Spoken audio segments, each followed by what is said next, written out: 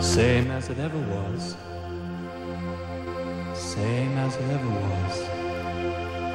Same as it ever was. What a moment for the Bruins and their fans.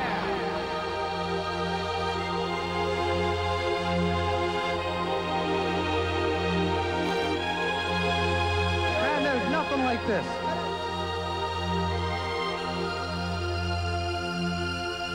Same as it ever was.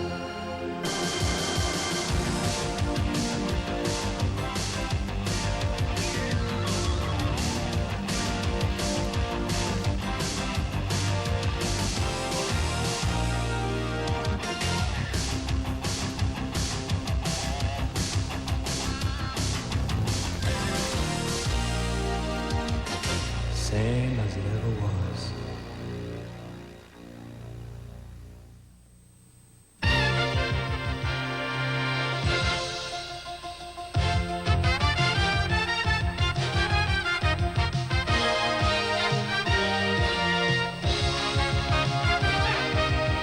Able to get it. The Whalers press to keep it in. They do.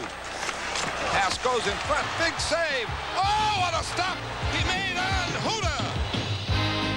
With Andy Moog displaying vintage playoff form, the Boston Bruins were finally able to shake free from the pesky Hartford Whalers to win their Adams Division semifinal series. The six-game set was one that epitomized what the NHL playoffs are all about. Hockey, where regular season accomplishments are disregarded, and all teams start equal in pursuit of Lord Stanley's Cup.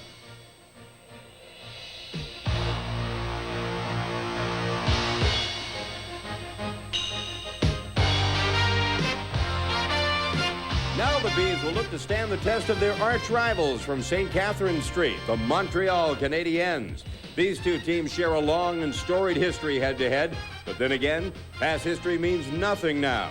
The only thing that matters tonight to Mike Milbury is that his players get off to a quick start and continue to pressure the youthful Canadiens' defense. The Habs Blue Liners come up short in both age and postseason experience, and at first glance, it could prove to be the team's Achilles heel. One thing is for certain, you could count on this year's series to add to the memories that cram any Bees Canadiens scrapbook. Emotions that range from the pinnacle of success to the valley of despair. A series where the players' faces will tell you just as much as the scoreboard will.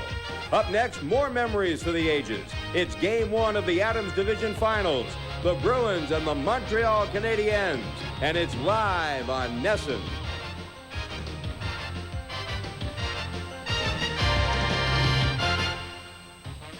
Hello again, everybody, and welcome to Boston Garden, where tonight the Bees and Canadiens open up a series for the 26th time in NHL postseason play. The Canadiens have won 21 of those previous 25 meetings, but more importantly to the Bruins and their fans, the Bruins have found a way to beat the Canadiens come playoff time. They've won 2 of the last 3 series. The key tonight, well, for the Bruins, it's always the same. Skate, which will lead to intense forechecking, which will lead to body checking and carrying out your checks, and that's vitally important against Montreal. They're missing some of their more experienced defensemen tonight, such as Peter Svoboda, really the old man at the age of 25 of this Montreal defense. Also, Lyle Odelin is sitting out tonight's game after picking up a couple of game misconducts in the Buffalo series. So it'll be a very young Montreal defense that the Bruins need to pressure. If they can do that, they'll create plenty of scoring opportunities on Patrick Roy, and it'll be Andy Moog in goal tonight for the Bruins. For a closer look at this one, let's go up to the booth right now with Fred and Derek. Thank you, Dave, and capitalizing on that young defense. That's going to be the target for the Boston Bruins. No question about that with the injuries, too, and Craig Janney certainly will be a factor. Craig Janney, one of the fanciest players in the league. He's got the ability, we've always talked about his hands, is to make the play. Now, that defense of Montreal is going to have to make a decision. Do I play the puck on Janney? Do I take the body? I know Pat Burns will want him to take the body, but he's awful good with the hands and making the play, and you still got to look for Cam Neely around him somewhere. And then, of course, on the power play, it would be either Skriko or Rajichka on that left wing, and that adds a big dimension to Janney and Neely. Well, what it does, that Harry Sidman said it best, is it brings an offensive touch that the Bruins haven't had that depth over there on the left side. Rajitska brings that to him. Petroskriko's wrist shot brings a lot to the Bruins as well. So the Canadiens are going to be hard-pressed to shut down the Bruins offense. But then you look at the Montreal Canadiens and Dennis Savard. More or less, he's been a disappointment this season. But in the playoffs against Buffalo, he set up Gilchrist and he set up Keane, and he has 2 goals and 10 assists. A lot of people were, you know, a little upset with the way Dennis played this year. I thought he played fine. I think a lot of it was adjustment from his teammates. He just didn't really understand his individual style, his ability to handle the puck, to carry it, to move it. He gives you the puck at some very strange times. But now they're starting to understand him. He's got 8 assists. So in that Buffalo series, he came to life. Dennis Savard, a tremendous talent, and never take him for granted. Almost the key for the Boston Bruins, get off to a fast start, take the lead, because if it's the reverse, the Canadiens have players like Carbonneau and Skrudland who can check you to death. They do. Montreal, I think, probably better than anyone over the years have been able to hold the lead as well as anyone who's ever played this game. You do not want to get behind the Canadiens, so a fast start is what the Bruins are looking for. But then you look at the Buffalo series, and Buffalo scored 24 goals in 6 games, an average of 4 goals a game against Patrick Roy. That's very unlike Roy, but maybe it was the young defense. Well, Patrick got the hook a couple of times, and you really got to say, is Roy healthy? I mean, he is definitely one of the better goalkeepers in the game. And the Canadiens are going to need him, and they're going to need him going. They can't be pulling people in and out of the net. Well, we're looking forward to the excitement of a Boston-Montreal series. Opening face-off in just a moment.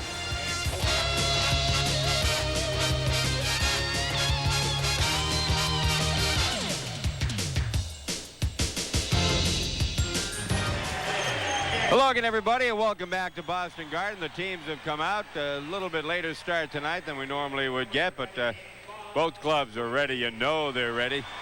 The question is, Derek, how do you transcend that preparation and that nervous energy? Sometimes the club can come out fired up, and it shows. Other times they can be fired up, and they're so fired up they don't get on track. I think a lot of it comes over the years. Everyone says that first hit, and I think the first time you get hit, get knocked down, you realize, you know, your bubble is burst, so to speak. Your feet back down on the ground and work hard and make things happen and turn things around. It's a positive energy. You just have to work at it. Well, the teams have taken their place along their blue lines, and Rene Rancourt is out on the ice with microphone in hand. Crowd begins to stand in anticipation of Rene doing his thing that earmarks so many great Bruin nights here at the Boston Garden. Rene Rancourt ready to sing the Canadian and American national anthems, accompanied by organist Ron Harry. Let's go down onto the ice with Rene Rancourt.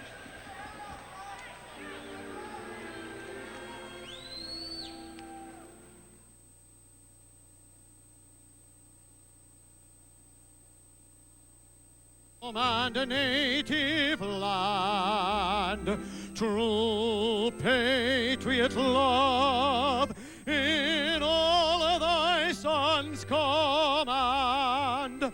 With glowing heart we see thee rise, the true North strong and free. From afar and wide, O Canada, we stand on guard for thee. God keep our land glorious and free. O Canada, we stand on guard for thee. O Canada, we stand on guard for thee.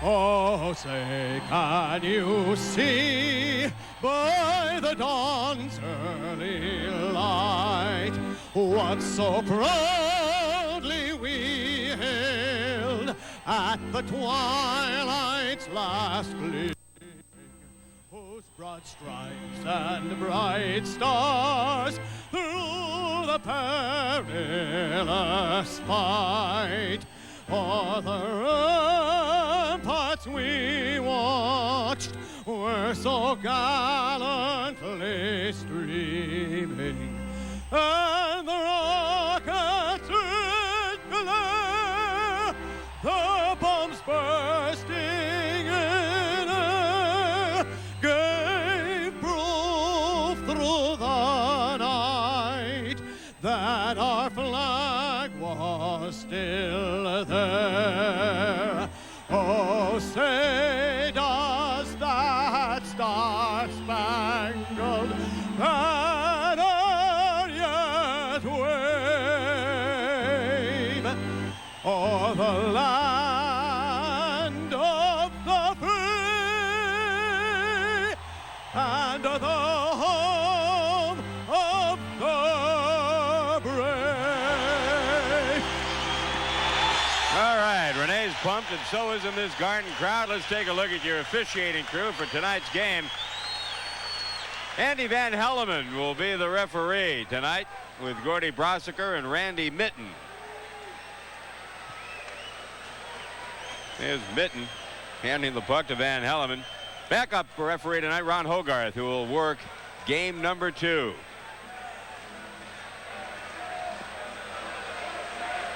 There's Patrick Roy on the Montreal goal. Patrick touched up for a few goals, but some very weird goals in the Buffalo series. In front of him will be Corson, Skrudlin, and Richer with Lefebvre and Cote at defense. Andy Moog at the other end of the building. He'll have Randy Burge, Kenny Hodge, Bob Sweeney, Glenn Wesley, and Raymond Bork in front of him. We're set to go. Here's Fred. And Skrudlin just takes the draw right back to Cote. Cote trying to clear it in. It deflects into the stands on a face-off call. Hodge wasn't even ready for that drop of the puck. Wasn't at all. What he was doing is checking off his wingers, making sure everybody was straightened away. Let's take a look at who's not dressing tonight for Boston. Bobby Carpenter is done for the postseason. Walls, Duras, Quintal, Del Judas, Byers, Winnis, Beers, Hoover, and Hammond not dressing. For Montreal, Leclerc, Turgeon, Odelin, Swoboda, Chorsky, Ewan, LeBeau, and Daigneault. Sean Hill is the new addition to the Montreal roster tonight. And this time Hodge wins it, and Wesley hammers it all the way right on Roy. And it's taken over by Sylvain Lefebvre.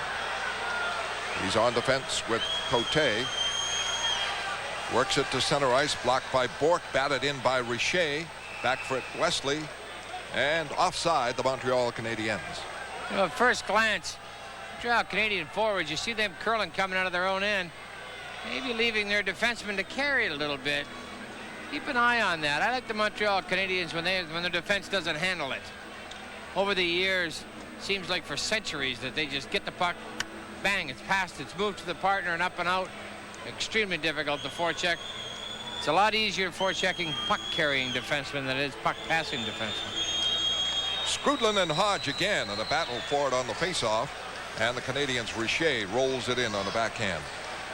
Ray Bork there. And the forecheckers deep. Skrudlin, good defensive player.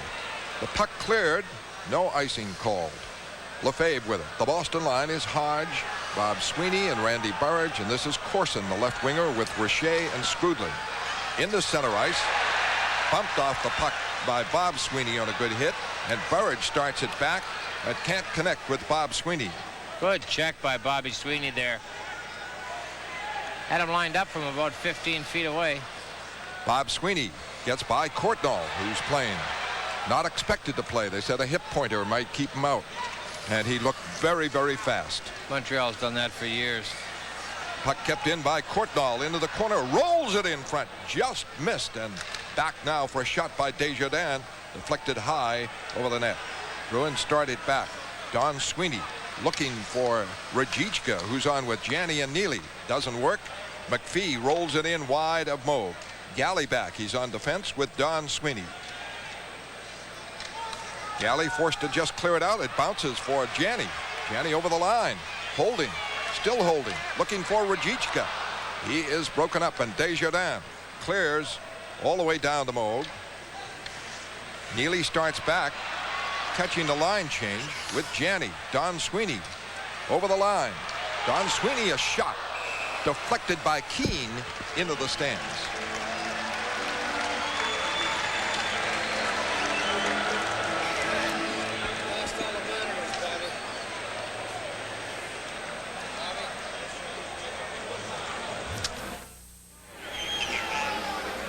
Well, we don't have a full power outage here at the Garden, but the lights on the facing of the balcony have gone out. The ad boards, the shot clock, the message boards at either end.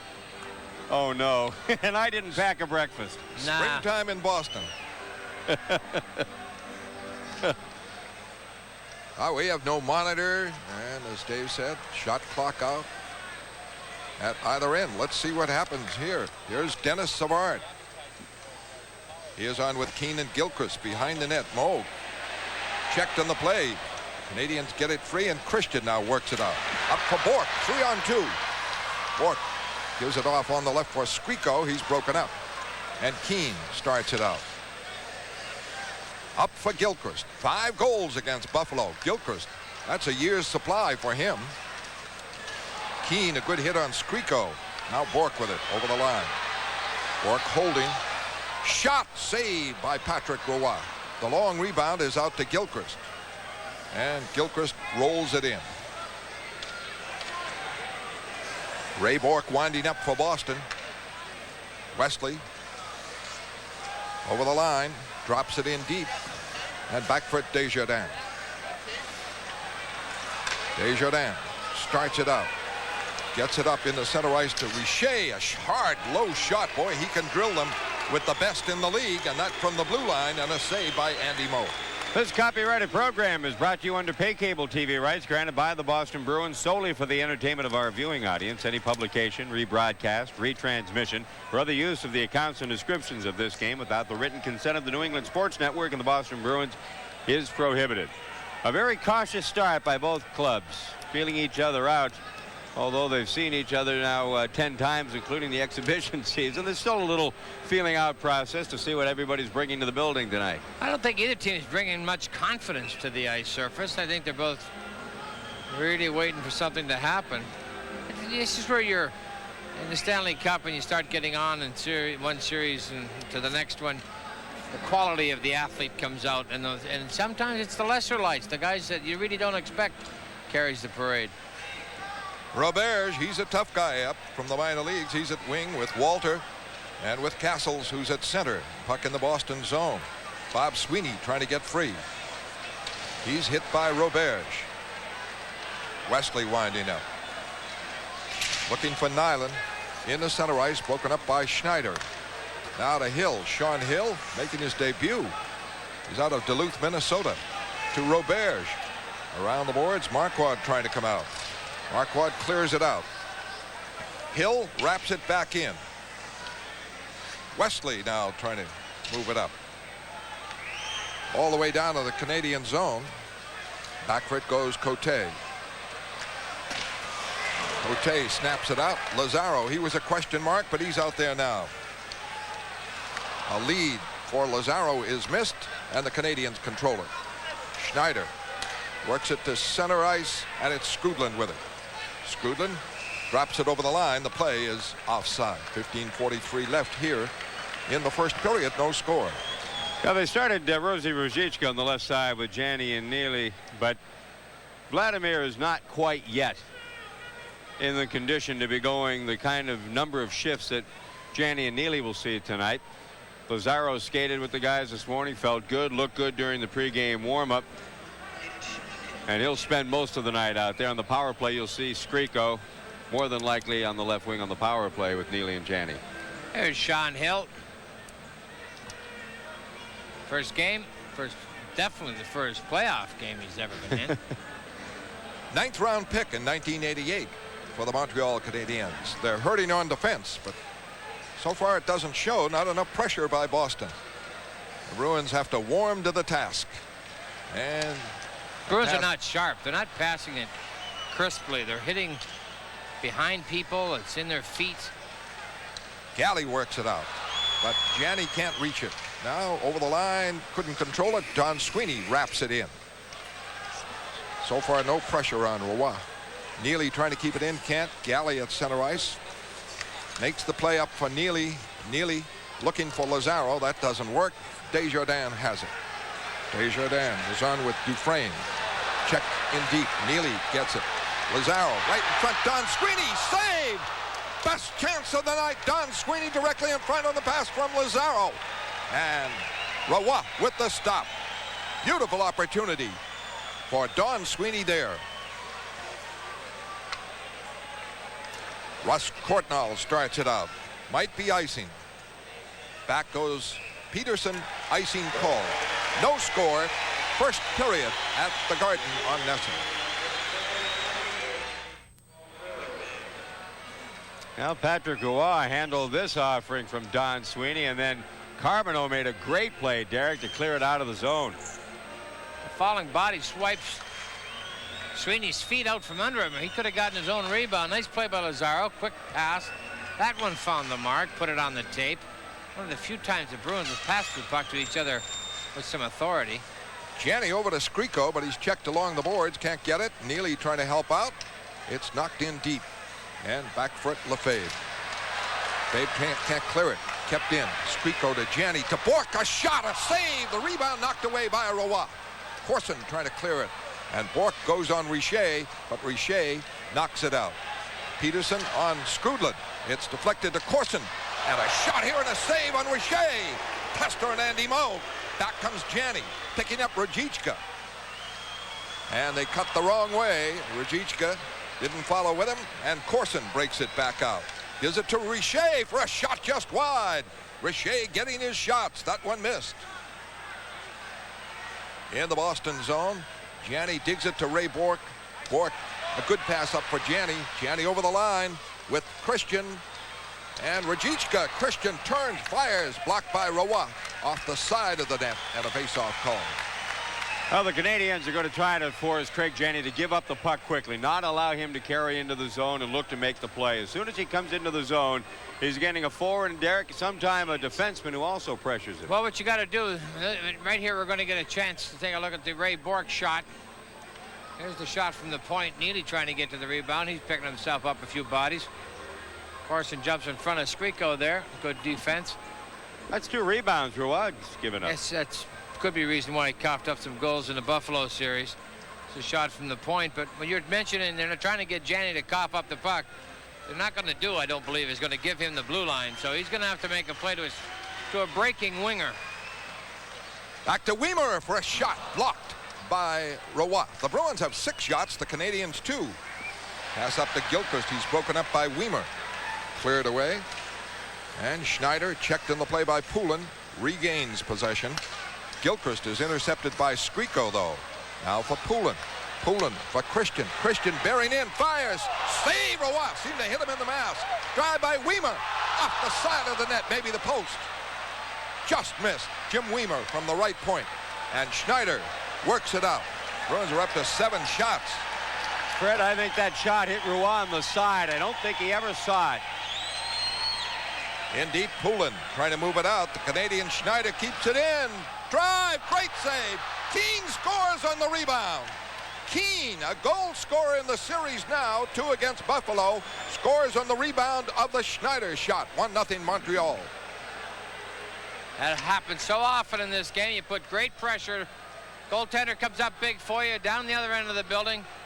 Mike Keane jumps on a rebound. Bruins a little bit preoccupied with close to the net. No one picks Keane up in the slot. Moog down. See how this goes in. There's the shot. Nice save by Moog. Just slid under the body, if you can believe it. I can believe it. Boy, it's turned into a shooting gallery here over the last 3 minutes. Keane from Matthew Schneider. 7:09, the time of the goal. And Keane checking forward. And he had 2 goals, 2 assists. Playing with Savard. And Matthew Schneider out of Woonsocket gets the assist. Walter back to drill one. Blocked by Andy Moe. Galley trying to move it up. Bob Sweeney can't get it. Walter. Castles. Shot and a save by Moe. Montreal 1, Boston 0. Back in a moment on NESN. To play for this team, you've got to be tough, versatile, fast, and powerful. You've got to be great. That's why the Bruins have GMC Truck on their team. Because no matter what you need, GMC Truck has it. Durability, versatility, quickness, power. Come see the full GMC Truck team. And right now, get a free autographed Bruins poster while supplies last. Come into your New England GMC truck dealer today. Ryan Walter on the faceoff with Ken Hodge to the right of Andy Moe. 1-0 the Canadiens. 7 shots for Boston, 6 for Montreal with 12:27 left in the first period. Walter on the faceoff. Right there, Ken Hodge.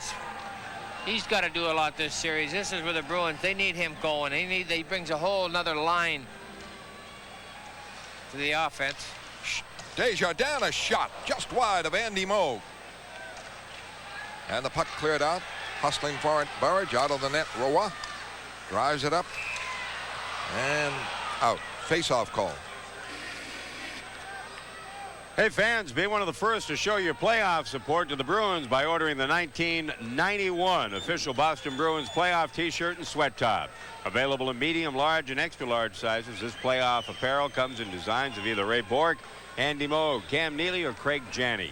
The t-shirts cost $14.95, while the heavyweight sweat top is just $24.95.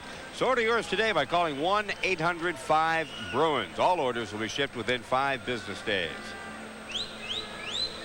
The Boston line, Janney, Neely with Lazaro at left wing. Lazaro set up Bob Sweeney. Bourque trips Castles, who would have had a breakaway. The Good first call. penalty, a power play for Montreal. Bourque out for tripping.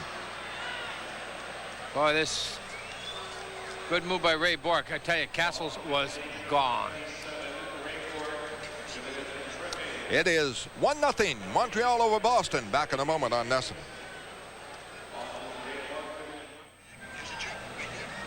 Right there. Yeah, there's a clear-cut trip.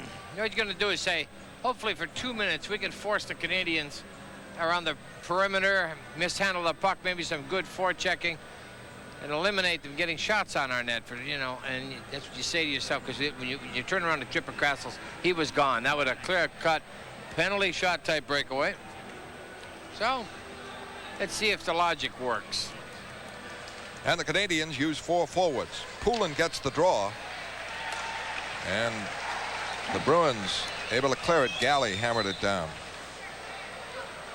Montreal is 9 for 37 with 24% in the power play. Pretty good. Puck is up to Corson. He's onside. It touched a Bruin on the way in the middle. Galley trying to move it out with Lazaro up the boards. Poulin checked by Schneider, and it's kept in for Corson. Corson checked by Galley. They battle in the corner. Castle's going, and it's knocked free and out. Poulin took a hard hit from Schneider. What a belt. Now you got to call that too. That's high sticking. Savard, 4th forward on, plays the point on the power play and put himself offside maybe. He looks at the linesman. That was it. The puck a little behind him, and Bob Gainey, the former Canadian who coached Minnesota to that upset over Chicago, he uses 4 forwards on the power play. Right here, Dave Poulin's going to punch it past Schneider. Schneider says, oh, no, you're not. Matthew Schneider was one reason why they felt comfortable trading Chris Chelios, and he is playing an awful lot like Chelios right now.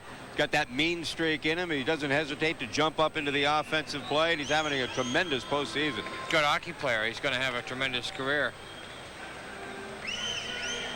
Carbonneau is centering McPhee and Richer, and Savard stays on the point with Schneider on the other one. Puck over the Boston line. Bourque is in the penalty box, and Galley able to get control and clear. Good heads-up play there by Gary Galley. A minute left on the Canadian power play. Matthew Schneider out of Mount St. Charles checked at the line, and that puts the Canadians offside. He was a little indecisive, and it cost Montreal.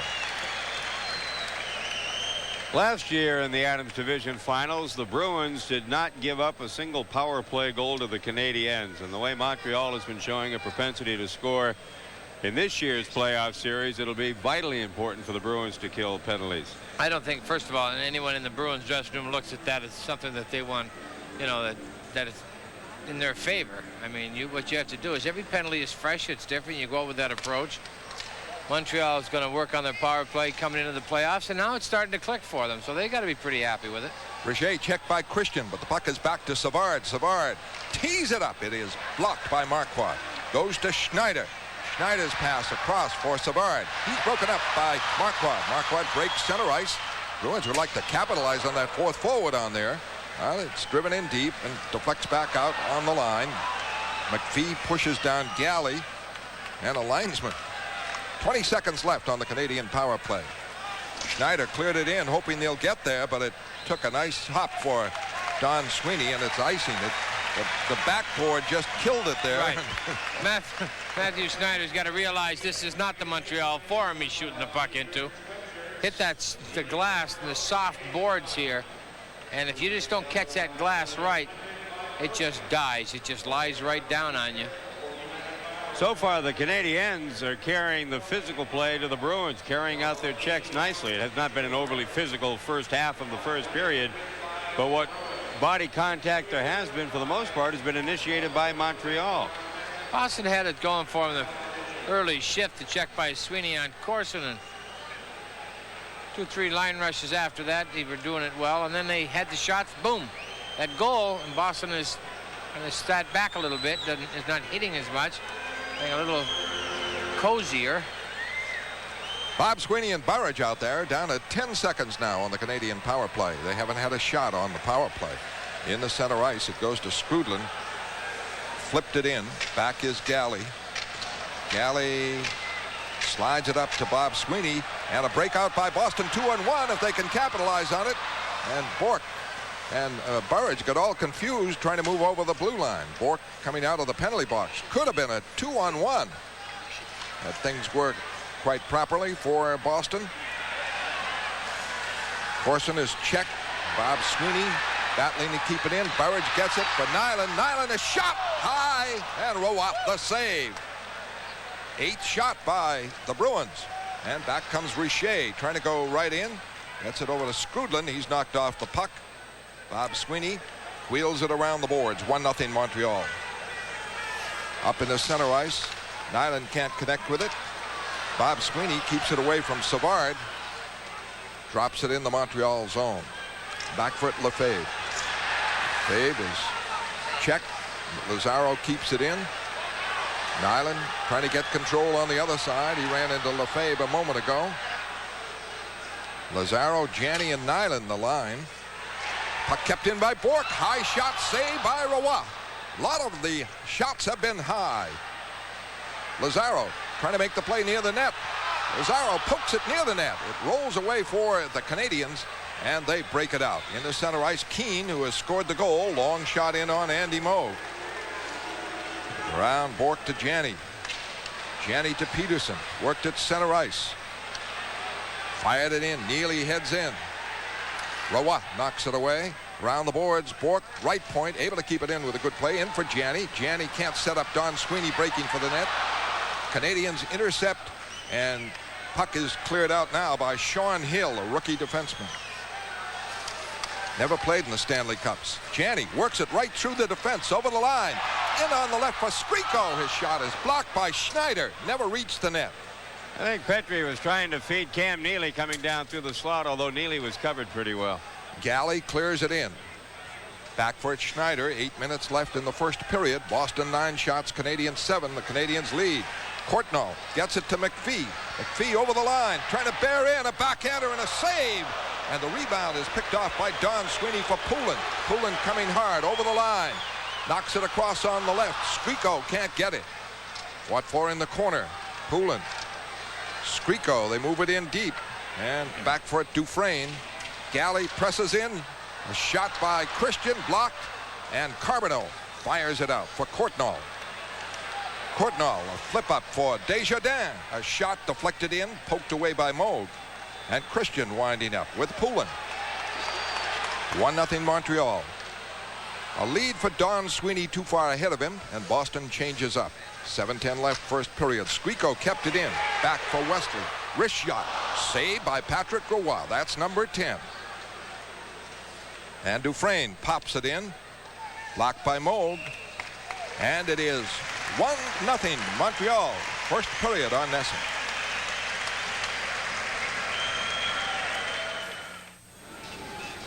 Bruins dodge a bullet here, Derek, when Courtnall insists on going with a forehander on this rebound. Great work by McPhee.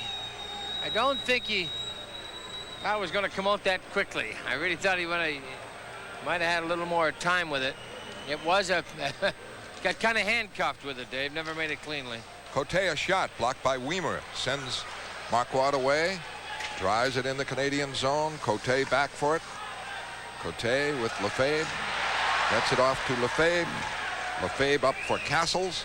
And he works it to center. Over the Boston line. Drops it for Roberge. Roberge fires to the corner. Fought for in there. Around it goes to Rajicka. But he just cleared it up. And Lefebvre starts back. A 1-0 lead as Keane has the only goal of the game. Cote manages to keep it in now. And they're trying to set it up in front. Roberge digging behind the net. Broken up. Wesley a breakout. Wesley with Rajicka. And in deep, forechecking is Marquardt. Canadians play it carefully around the boards for Roberge. Roberge moves it up to Cote. Intercepted by Bourque. Right back with Janney. Over the line.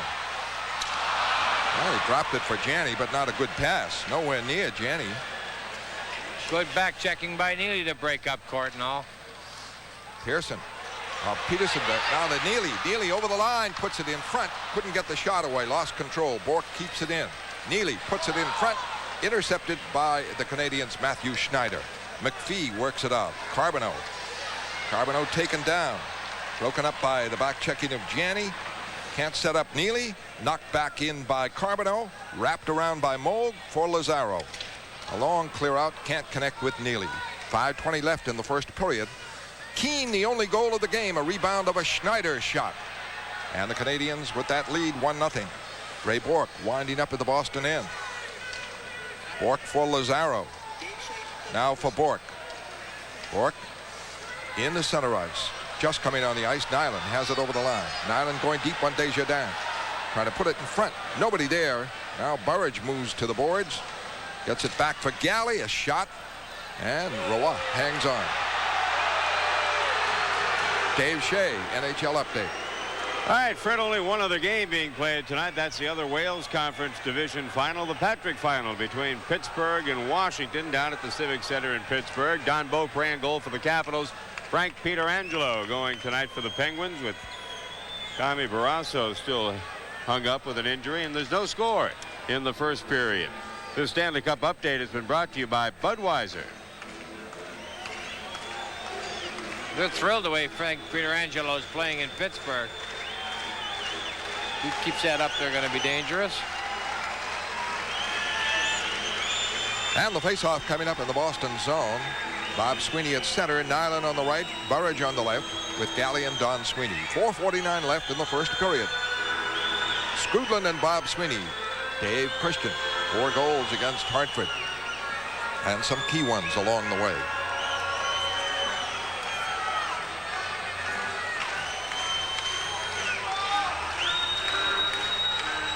You can tell the Canadians are a well-coached team. Young defense, but boy, they're in position. Forwards are coming back well for them. Good, solid defensive play by the forwards. Over on the boards, Burridge is jammed up, trying to get it free from Corson. Blocked. Corson trying to drop it out. And Skrudland and Corson able to knock it out. Desjardins wraps it in. Moog. Don Sweeney. Bob Sweeney. And he breaks it out. Gets it away to Burridge. Picking up Galley. Off for Nyland. Nyland is shot. The screen hit Burridge. Rolled to Roy. He knocked it away to Skrudland. And out comes Richer. Richer wraps it in. Around the boards. Too far ahead of Nyland. Nyland battling with it. It's knocked away by Lefebvre. Covered by Galley. Galley passes to an open wing. And Lefebvre gets it back. Now for Corson. Checked by Burridge. Christian is stopped on the play by Keane. Winding up is Poulin. Poulin over the line. Unloads. Saved by Roy. Handles the rebound. Roy made a lot of saves. He's made 13 saves, but he's not as sharp as he should be. Bourque trying to get away from Keane's deep forechecking. Now it's around for Christian. Christian stopped. Puck knocked back over the line, and Savard is offside. It is Montreal 1, Boston 0. First period on NESN. Wesley's pass up, blocked at the line. Bourque fights, moves it in. Poulin hustles in. He's tripped. Keane is going out. And the first power play for Boston as Keane tripped Poulin. And it's 1-0 the Canadiens here. Well, Dave Poulin helps us out a little bit, but it's a matter of time before this was going to happen. Now the Bruins must respond with a power play that can intimidate somebody. You have the players to do it. Skriko, Janney, and Neely on the forward lines. Ray Bourque back on the point. As a rule, Glenn Wesley is his partner back there as well. Montreal, an excellent penalty-killing team. Great skaters. Good face-off people. Well, Pat Burns would like to have Keane out there as a penalty killer. He's one of the better ones, but he's got a good supply, led by Carbonneau. Right here, a little bit of a preordained jump in the air by Poulin. You've also got the scoring threat out there in the form of Russ Courtnall. Draw to Janney, back to Bourque. Neely won that faceoff. Bourque is holding in for Janney, operating at that right wing position. Bourque shot, blocked, rebound, Carbonneau out for Courtnall. Courtnall clears in. Bruins with 12 shots, Canadiens 9. First Bruins power play of the night. Bourque kind of misfired on the pass, and Desjardins knocks it away. Bourque and Skriko, and Russ Courtnall's right on top of Skriko. Bourque checked by Carbonneau in deep. Now Bourque works it out in the center ice with Janney. Tries Neely on the other side. It's back for Wesley. Wrist shot and a save by Roy. The Bruins with some good shots, but right in the middle. Yeah. And Roy is there. Right in the heart. They're right at him.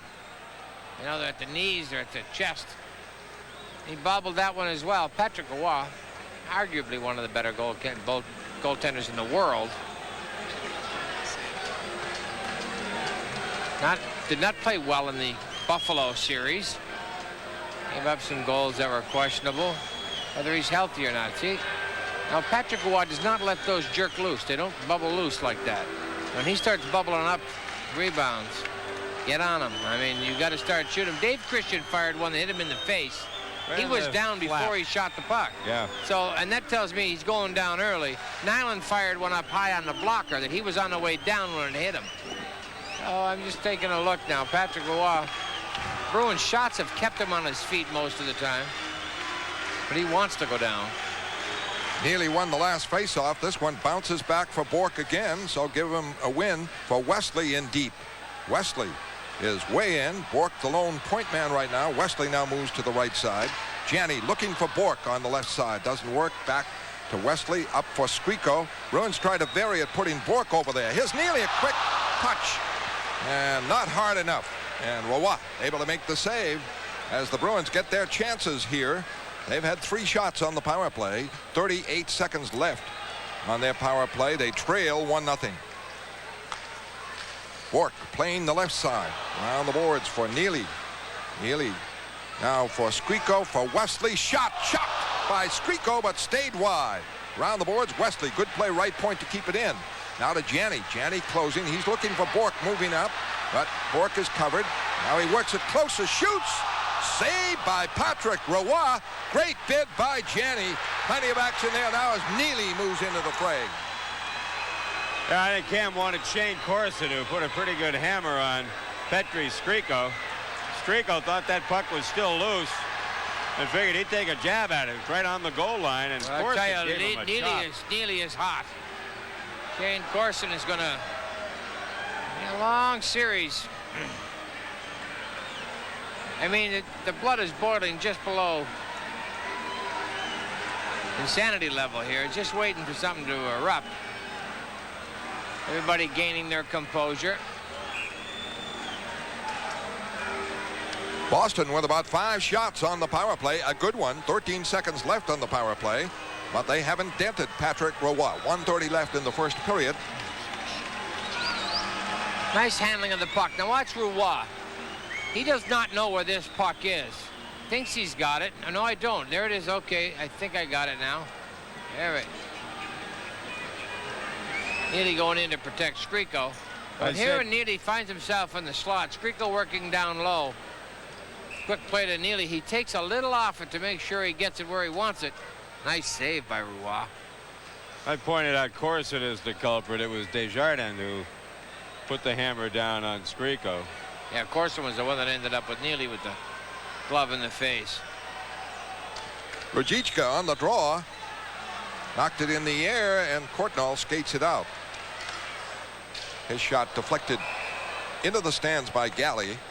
4 seconds left on the power play. 1:21 left in the first period. 16 shots for Boston, 9 for Montreal, and a 1-0 Montreal lead. Russ Courtnall, since the trade from the Toronto Maple Leafs, with the added pressure, with the added responsibilities, has become a complete hockey player in the Canadiens organization and truly one of the best players in the game. Unbelievable trade. I mean, he has come such a long way in his game, his defensive game, his speed, when to utilize that speed. His shot is quick and it's hard and it's accurate. Russ Courtnall is a player. Don Sweeney into center ice. He's spilled. Back up, gets it to Christian, to Hodge. Back in front, intercepted by Carbonneau. Up for Courtnall, and he's offside. Face off in the Canadian zone. There's that gray area, which shouldn't be so gray. When a player tries a diving sweep check, he's got to get that puck first. I didn't see any contact with the puck there, and he took the legs right out from under him. You know, I mean, all right, let the boys play. That's fine, but I still don't understand how it can be a gray area when it's pretty obvious. You've got to hit the puck first before you take the man. Right. If you don't make contact with the puck, it's a penalty if you take the person off their feet. Hodge, Christian, Ruzicka, the line. Galley able to keep it in, takes a weird hop off the glass, but McPhee quickly ices it. Bruins have played a good first period, but a very alert Mike Keane put in a rebound of a Matthew Schneider shot, and it's 1-0 Montreal. 52 seconds left now on a face-off to the left of Patrick Roy. Well, he's on the other side of this series. He's used to looking at the Bruins from the Montreal bench. Now he gets a chance to look at some of his old mates and take a run at them. He hit a hard drive on Patrick Roy on one shift. I would think if there's anybody that could that might be privy to any weakness Patrick has, and maybe Chinese food or something silly like that, as far as a weakness that Patrick might have, I would think Chris would have a good idea. Neely and Skrudland now on the draw. Neely's done a good job. Gets it on Janney in the corner, but he is pinned in there. Trying to get it free. He's good at doing this. Very good with the puck in the corner, playing the puck, Craig Janney. And it's squirted out. Bruins keep it into the corner. Neely trying to make the play now on the boards. Drops it off. And it's Ruzicka, Janney for Neely. Misfired. Did not get good wood on it. And it just trickles in on Patrick Roy. 29 seconds left. The opportunities are there for Boston, but so far Roy has stopped them all. Cam Neely's going to have to be patient. He's going to more times than not have somebody right inside his sweater, and he's just going to have to bide his time and make the most of openings. A little bit of a flutter shot. Bouncing puck there. Patrick Roy got a stick, beat it there. He will eventually get some shots where he's open. He's just going to make sure he can bury a good percentage of those. Neely turning into a fine face-off man. This one knocked into the corner. Ruzicka can't get it. Cote does. Off the glass into the stands. Face-off again in the Canadian zone. 22 seconds left in a very quiet Montreal-Boston series. Vladimir Ruzicka, 2 assists in that final game against Hartford, getting a chance with Janney and Neely. Mike Milbury's trying to keep Montreal off balance on how they want to try to get a matchup out there with Janney and Neely. One shift he'll have Rosie out there, then he'll come back with Lazaro, and then come back with Ruzicka. Well, you get preoccupied with line shifts and who you're going to play against. These two teams are pretty equal. Just go out and play hard. You get into that line nonsense, you're going to get preoccupied with something. Bruins got to come up with an effort. Draw to Schneider, trying to clear it. Bork able to keep it in. Neely trying to center it. Blocked. Cleared into the stands by Schneider. 12 seconds left. And the Bruins keep it in the Montreal zone. And the Canadiens either iced it or unable to get it out, knocked it into the stands inadvertently. Poulin taking the face-offs with Neely and Janney. Bourque and Wesley. Not a typical first period, Boston-Montreal. Relatively Tempo. quiet. Very, very quiet. Fans are quiet. Well, I'm quite sure that was Pat Burns' intent. Come in here, get the first goal, keep the fans out of the game. Want it noisy. Keep them nice and quiet. 12 seconds left. Bourque, the lone point man. On the draw. Fought for. Rolls across for Keane. He just cleared it out. No icing, they say. So that'll do it in the period. That is it. 17 shots, Boston, 9 for Montreal. Each team with a power play. And the score at the end of the first period. Montreal 1, Boston nothing. Intermission highlights in a moment.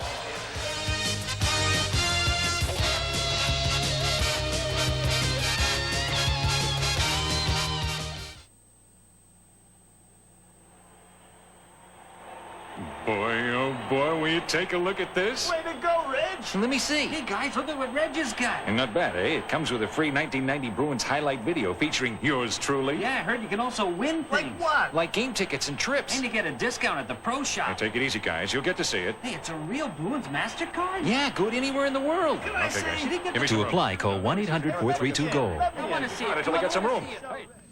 1-0 Montreal at the end of the first period with all of those Boston shots on goal. It was close to a tug nut for Patrick Roy in that first period, except most of the saves that he made were really fairly routine. The managing director of the Montreal Canadiens, Serge Savard, is Dave Shea's guest. David? All right, thank you, Tommy. If you're a Bruin fan, you're all too familiar, and at times, unfortunately, so, with the storied past of the Montreal Canadiens, especially in relationship to the Boston Bruins, and this guy has had as much to do with any past problems the Bruins had with the Canadiens. Serge Savard, now the team's general manager. How's it felt to be a part of the history as a player and now trying to continue that tradition as the team's general manager? Well, I feel very good about it. I think I'm very fortunate to continue my career in the sport that I love, and not all the players can do that. So I'm proud of it, and I could do it with the team I played all my career, most of my career. Well, the team you played on had at one time a very young defensive core that grew together and stayed together for a long period of time, and you've come full circle in that regard now. You're trying to rebuild the Canadiens with a young defense. Well, we had a lot of older players in the past few years that are gone now, and we're trying to rebuild. Well, the rebuilding never stops in hockey. You have to rebuild almost every year. But if you can get a good core of players, 5, 6, 7 players, a couple Neelys and a couple Bourque on the same team, you're okay for the rest. The rest goes by itself. But our team, our defense are very young. But if you look at the stats this year, we're the team that give the least goals against in the entire not league but conference. There's not that much difference between teams. We had a lot of injuries, and I'm pretty proud of those young guys. I don't care what they say. There's not much experience, but the game of hockey haven't changed, and anything can happen. You saw what happened in other series for Chicago, Minnesota. So there's really not that much different. It depends who hit the playoff in the best shape possible. The Bruins could lose to Hartford, we could lose to Buffalo, and that's the way it goes. Would you like to see the playoff setup change, Serge, where no longer would you have to see the same team quite possibly 15 times between October and April? We in Montreal, we put the plan forward about 6-7 years ago, and we won more game inside our conference, and to go in the playoff 1-8 instead of 1-4. I'd love to see the Patrick division more often. Not that I don't like Boston, but it seems like we're playing 1/3 of our schedule against the Bruins if you count the 2 exhibition games, 8 games during the regular season, plus maybe an average of 6. So you're up to 16 games a year against the same club. It's a lot of games.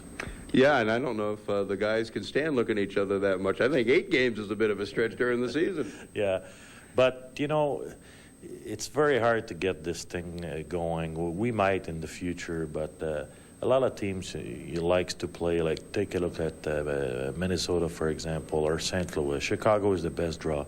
They want more games against that team. They don't want less games. So that's the kind of problem we're running. Plus, you guys would feel lonely if you didn't face the Bruins in April, right? Well, I mean, there's a lot of other teams that would like to face the Bruins at this time of the year. We're just happy to be there, and we hope we'll be there till the end of May. Hey, Serge, thanks a lot for coming on. Good luck. You're welcome. Serge Savard, I guess, Tommy. Let's go back to you. All right, David, thank you. Bruins Canadiens tonight from the Garden. One of two in the NHL playoffs tonight. The other one, of course, is Washington-Pittsburgh. That game is in Pittsburgh. We'll get an update on that one a little later during our intermission between the first and second period from Boston Garden. And we have first period highlights coming up. The score, Montreal 1, the Bruins 0.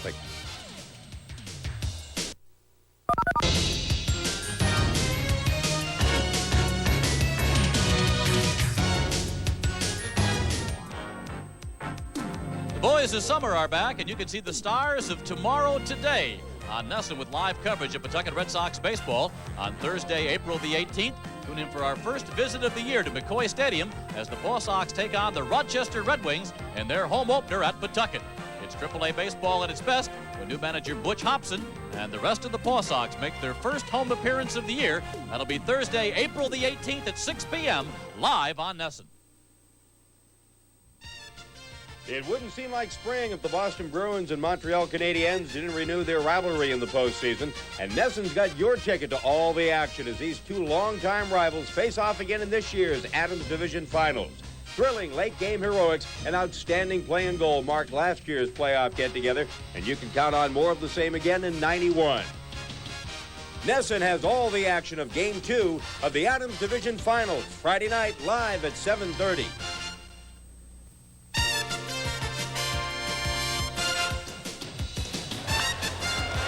To the gap in right center field for a hit. Picked up by Wilson. Reed will run on Wilson's arm and get the double. Sox are after a sweep when they wrap up their series with Kansas City. It's Clemens Saberhagen, a matchup you don't want to miss, and it's live and exclusive on NESN.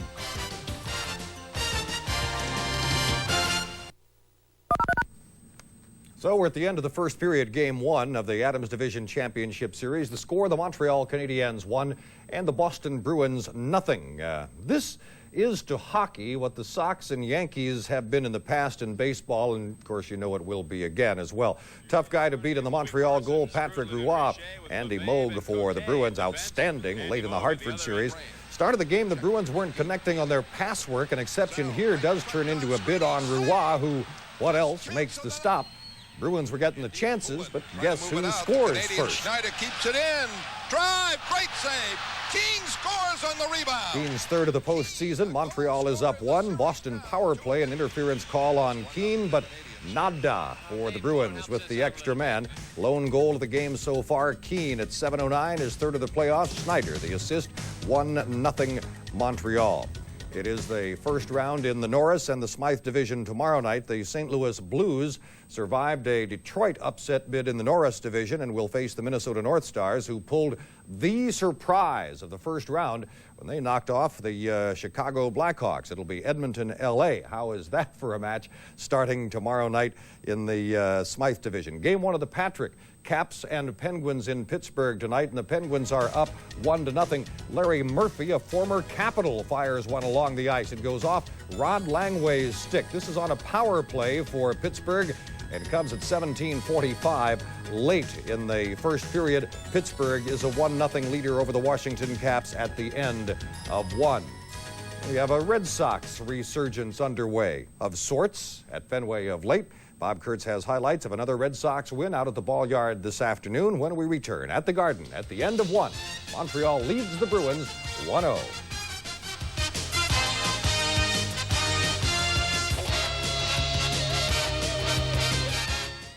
Canadiens lead the Bruins 1-0 at the end of the first period. We're a couple of minutes from the start of the second period tonight.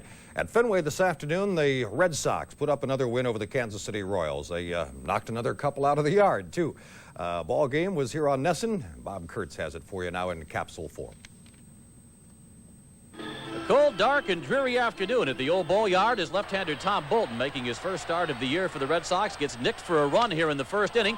Danny Tartabull will just get it in, just fair down the right field line. Kevin Seitzer comes in to score 1-0 Royals as Tartabull will wind up at second base. Luis Rivera joins Clark in the lineup today. Louis getting the start at shortstop, helped save a run in the seventh. McFarland at second, one out. Nice play here on Percota's ground ball. Still 4-2 after 6.5. Stays that way until the 8th. Here's Mike Greenwell.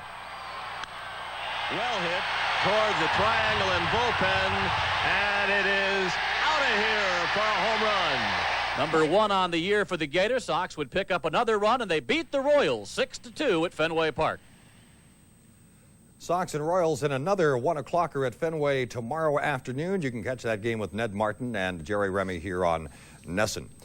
Boston-Montreal series in the playoffs over the last 5 years, the last 5 times that these two teams have met have been important ones, and it's not just for the Boston-Montreal history that's involved, but in 4 of the last 5 years, 4 of the last 5 times that these two teams have played, the winner of this series has gone on to an appearance in the Stanley Cup Finals.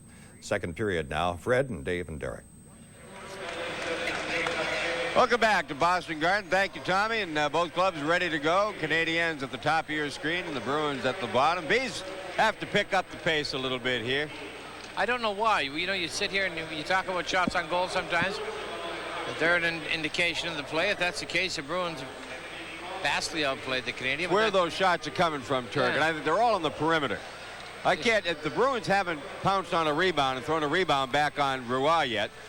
Andy Moog and Patrick Roy both very good at handling the initial shot. The Montreal goal comes on a rebound. Well, Andy Moog has a little bit of problem with the first goal on the rebound. What you're going to see here is an eye on Dave Christian. There's Skriko curling. Weimer's caught out at center ice. Now Wesley's back down there alone. So in goes Christian. Now no one's on the point. When Christian's down there, Weimer's drifted back to the front of the net. So when Poulin clears it here, that leaves Matthew Snyder all alone. It's a nice shot away in a semi-screen, but right there nobody picks up Keane. Slaps it under Moog. If you can believe that one under Moog, slid underneath the hip of Andy Moog. One of the few rebounds he's given up. Bruins need a goal. Get them going in a positive vein. Get them thinking that they can score. Makes you feel better when you get one. And it also helps to tie the game up at this point. Well, yeah. Don't worry about the score just yet. Bruins get the draw, but now the Canadiens have the puck. Richer rolls it over the line, and Wesley takes over. Looking for Marquardt. Hodge, Marquardt, and Neely. And deep forechecking. Canadiens try to clear it. Stopped by Wesley. Wesley moves in. Tough angle. Shot blocked by Cote, former Boston Bruin. Nyland puts it in front. Deflected away, and the Canadiens break it out. Here comes Richer. Richer looking for Corson. He's guarded by Hodge. And Wesley starts it out to Nyland, to Bork. Bork, long shot, right pad save by Patrick Roy. Boy, that's the first one he's really had to move on. Bork knocks down Richer. Richer back up, puts it over the line, and the Canadiens are offside. Boy, that may have fooled Roy a little bit. He picked that up at the last second and threw that right pad out. Raymond Bork. Ray Bork. Maybe Roy thought he was going outside with it, going to shoot it in the end zone. Right here, that is not a sharp goaltender to me. Someone who waits to come all that way. Where is it? And then misses it with the blocker and get it with the right leg. I know he stopped 18 shots, and I am a very big booster of Patrick Roy. I think he's a fine goaltender, one of the best. Just not tonight. He doesn't look sharp. Just success seems to be on his side, though. Here comes Skriko with Don Sweeney over the line. Try to set it for Don Sweeney, blocked by Carbonneau. Carbonneau checked by Christian, who gloves it ahead, knocked away, center ice. Galley wraps it in. Back for it, Desjardins. He is on defense with Donald Dufresne, and Canadiens getting by with the young defense. Neely, a hard hit on the young defense. Back up, though, Dufresne able to clear it out for McPhee. McPhee to Courtnall. Courtnall broken up by Don Sweeney. Cleared out. Courtnall winding up again. Lazaro, who can match him in skating. Not experience, of course. or maybe overall talent, but he chased him. The puck rolls in now. Dufresne there. Neely checking him. It goes around to Mike McPhee, who starts it out. 3 men back for Boston, and Courtnall has to chase the pass. Flips it in the Boston zone. Canadians sitting on the 1-0 lead. Mike Keane the goal first period. They check it now at center ice and wrap it back in. That was Schneider. Bork starts it out for Neely. Neely broken up by Schneider. Schneider chased by Neely. Holds the puck. Keeps control. And makes a beautiful play to work it out for the Canadians. And Savard over the line. Rolls it in deep. Keane and Peterson going for it. Up for Lazaro. Lazaro in the center ice. Here comes Neely. Bork trailing. On the left, Janney. Neely lost it. Back comes Keane. Keane over the line for Walter. Walter bearing in. Has control and then just checked at the last minute by Weimer. Kept in now for Keane in front from Savard, and Keane couldn't handle it. Bruins break it out for Neely, but Neely pokes it in. Bruins get a line change. Back for the rookie, Sean Hill on defense. Out for Keane. Cleared in the Boston zone. 1-0 Montreal. And a little over 3 minutes played in the second period. Skriko tips it in. It's ruled an offside pass to him. Montreal 1, Boston 0. Back in a moment on NESN.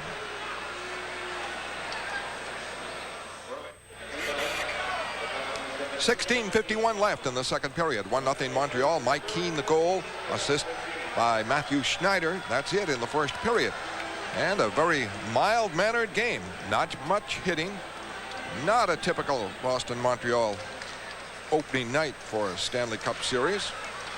But the Canadians will keep it that way. A steal by Castles. His shot is blocked by Weimer. Wesley. Here's a breakout by Poulin. Poulin coming 2-on-1. Can't make the play to Christian. Follow up by Skriko. A semi-slap shot high and wide. Weimer able to keep it in now. It's knocked away in the center ice by Lefebvre. And over the line. Working it in deep is Roberge. Near the net, Castles. Try to turn around, doesn't work. Cote fires one. Deflected high into the stands. And a face-off called outside the line by Van Hellemond. Bruins got a break there. That went off the shaft of a stick. Might have been a little bit high. Also not sharp yet. Right here, Bruins kind of scrambling a little bit. Roberge a good shift. Good solid hit by Wesley. It's either taking the body and no one's taking the puck. Right there, Castle's in front of the net. Roberge almost got a one-timer. Bruins play very well when they play the body looking for the puck. But when you just play simply the body, this is a very difficult game to play. Someone's got to grab that little black thing and go with it. That puck has got to be moved around with some authority, some quickness. Draw to the Canadians. The shot and the save on the drive by Donald Dufresne. Moog the stop. And he dropped down looking for that one and found it just in time. That was scary. Kind of found him. I don't know if he found it.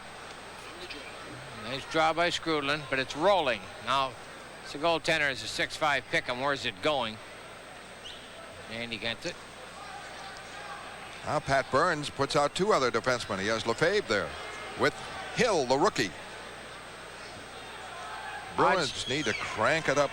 Hodge may not want to pull it on the backhand towards his own goal. He may try to play forehand. That's what he did. Hodge won it smartly for Burridge. Burridge breaks it out, flips it in, and Lefebvre is there. The clear out stop by Galley. Galley clears in around the boards. Hodge, Corson going. The puck rolls out to center ice. Don Sweeney with it. Pass up center ice. Skrudlin with it. Now some kind of a penalty here. Bob Sweeney got his stick up high and pulled him down. It is Montreal 1, Boston 0. Back at the moment on NESN. Bob Sweeney for hooking. Got the stick up on Shane Corson and gave it a tug, and Corson went tumbling down. Gotta keep that stick down. Here's Pat Burns.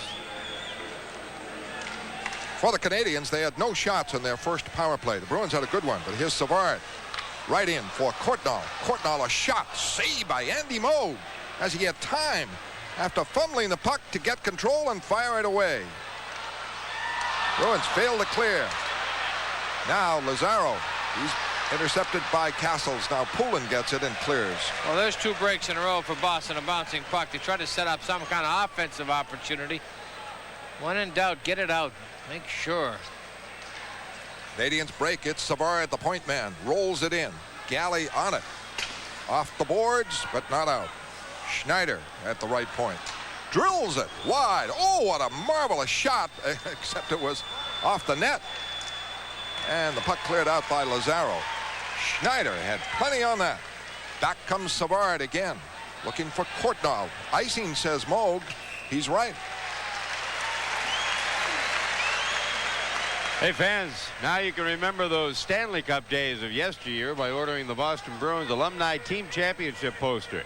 Relive those memories of the 1970s Stanley Cup champs, both in their heyday and at their recent 20th year reunion. The poster costs just $5. All the proceeds will go to the Boston Bruins Alumni Team charities. That's the Boston Bruins Alumni Team Championship poster. Order yours today. Hey, the Bruins right now, they get the puck. No one's really got it. Spurts loose. Then Lazaro changes his mind, tries to soft pass. Galley's kicking it. Lazaro tries it again, gets picked off. Twice tried to send Poulin away. Dave Poulin says, all right, enough of this nonsense. Well, the Bruins are thinking of that fourth forward on the power play, Savard, and trying to capitalize on it, but they haven't. Here comes McPhee barreling. Bourque checks him, and a save by Moog as McPhee got that on net. Schneider moving up the boards, checked by Christian. Puck kept in by Richer for Desjardins. Deflected in front. Carbonneau is spilled. Puck stays in. McPhee sees to that. In the corner, he is checked on the play. Runs a screen on Don Sweeney. Took about and with it. Richer for Schneider to Richer. Save Andy Moog. He was in perfect position. 29 seconds left on the Canadian power play. Was he ever in perfect position? Because this shot at such velocity that if it does not hit Moog, it is in. Richer can shoot it. And loads it here. Moog gets to see it. Here McPhee's got some outside speed. He thinks he's going to beat Raymond Bourque. Not an easy task.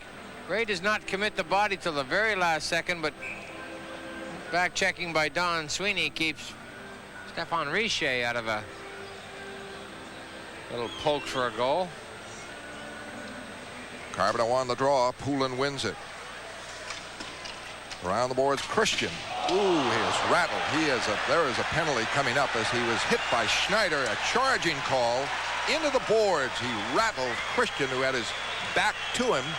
And it is 1-0 Montreal, second period on NESN. Well, I told you earlier that Matthew Schneider is now reminding people a lot of Chris Chelios. He's got that mean streak. He likes to hit and bang the elbow right on the head of Dave Christian, charging the call. And the Bruins will get a chance to even things up on the power play in 23 seconds. Right now, though, a lot of open ice. Unfortunately, or fortunately for Boston, Courtnall isn't out there to make use of all that ice. Carbonneau trying to move in, blocked. Don Sweeney has it. Now Galley, forced back by Carbonneau for Don Sweeney. For Lazaro, he missed it. Galley breaks, trailing Poulin. Drops it for Poulin. Poulin moving in. Galley is racked up on a McPhee hit. Bob Sweeney is out. In the corner, the puck is held. Well, no whistle. And the Canadiens are able to clear it. 1:20 left now on Boston's second power play. The Canadiens are 0 for 2. Bruins are on their second power play. The Bruins trail 1-0. And they've had little offense in the second period. Only a long shot by Raymond Bourque. Wesley breaks over the line to Clarion. Janney is belted on the boards by Skrudland. Wesley in deep. Holding behind the net for Skriko. Skriko back for Bourque. Bourque. Long one for Wesley. Can't get it. Neely, a backhander, scores! Cam Neely on a backhand. On a power play, ties it at 1. Oh, what a wicked backhander that was. He top shelved that one. Let's take a look at it on the Mobile One instant replay. That gets the crowd back on their feet. Montreal creeping bad in the shot department. Cam Neely just quickly muscles this. Doesn't waste any time. Up under the arm. Patrick Roy down early. The way he plays so well. All number 8 has to do is just be patient. Those opportunities will come. He's a goal scorer. And the Bruins tie it. Ray Bourque will have an assist, and Skriko fed back to Bourque. And it is 1-1. And Wesley starts it out. Nyland for Rajicka. Doesn't work. Flipped over the line. Knocked away by Lefebvre. Bruins drop it back in. Around the boards, Wesley. Can't contain it at the line. Drops it for Bourque. Bourque to Nyland. Back for Ray Bourque. Looking for Nyland on the right wing. Doesn't work. And Savard trying to move in. Flicked it into the stands on a face-off call. It is Boston 1, Montreal 1. Back in a moment on NESN. Here's some open ice. Skriko to Bourque on a replay of the power play goal. Right here, Bourque waits an awful long time to make this play across to Wesley. Right, and it squirts loose. Whether Wesley tipped it or not, I have absolutely no idea. I doubt it very much. That's Neely's 4th power play goal in 8 playoff games. 1-1. 7. 8 minutes into the second period. Hodge coming out, check. Now clears it over the line for Nyland. Nyland in on the left wing side, stops. Kotz puts it in front. It's blocked, and the Canadiens break it out. Walter leads the charge. The Clarion wide of Andy Moog. Moog wheels it around the boards. Don Sweeney gets it free. Back for it, the ex-Canadian Nyland. Long pass out, no icing. And back for it goes the rookie Sean Hill. First Stanley Cup game to Walter, the Clarion. Don Sweeney starts the play out. Bourque trying to hit Bob Sweeney. Bob Sweeney goes to the corner against Desjardins. Behind the net, Desjardins gets it for Roberge. He's checked. Marquard moving in. Burridge there too. Peterson keeps it in for Marquard. Marquard trying to put it in front. Blocked. In the corner. Fought for. Burridge can't get it, and out comes Richer. Drops it. And kept in by the defenseman Dufresne. Into the corner, Bourque and Skrudland. Bourque clears it up, not out. Fed back in, and a save on Dufresne by Moog. Richer battling for it. Richer in the corner. Check on the play, but it goes to Corson behind the net. Can't put it in front. Deflects behind. Skrudland with it. Up now, stopped by Marquard. Marquard into center ice. He is broken up by Shane Corson. They battle a bit. Burridge gets it over the line with Marquard. Puck back. Wesley failed to keep it in, they say, and a face-off called. Tom Larson, NHL update. Right at the end of the first period, Pittsburgh led Washington 1-0 in that Patrick Division final, Game 1. The Caps have come back on a power play of their own in the second period. Calle Johansson's first of the playoffs, 6:07 the time. The game is tied 1-1. Caps and Penguins. Yeah.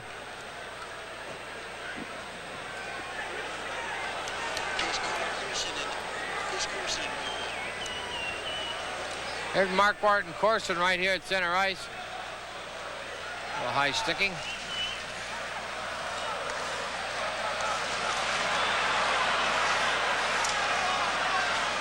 Halfway through the game, we're tied at 1. Gilchrist in deep, stopped, and Poulin starts out.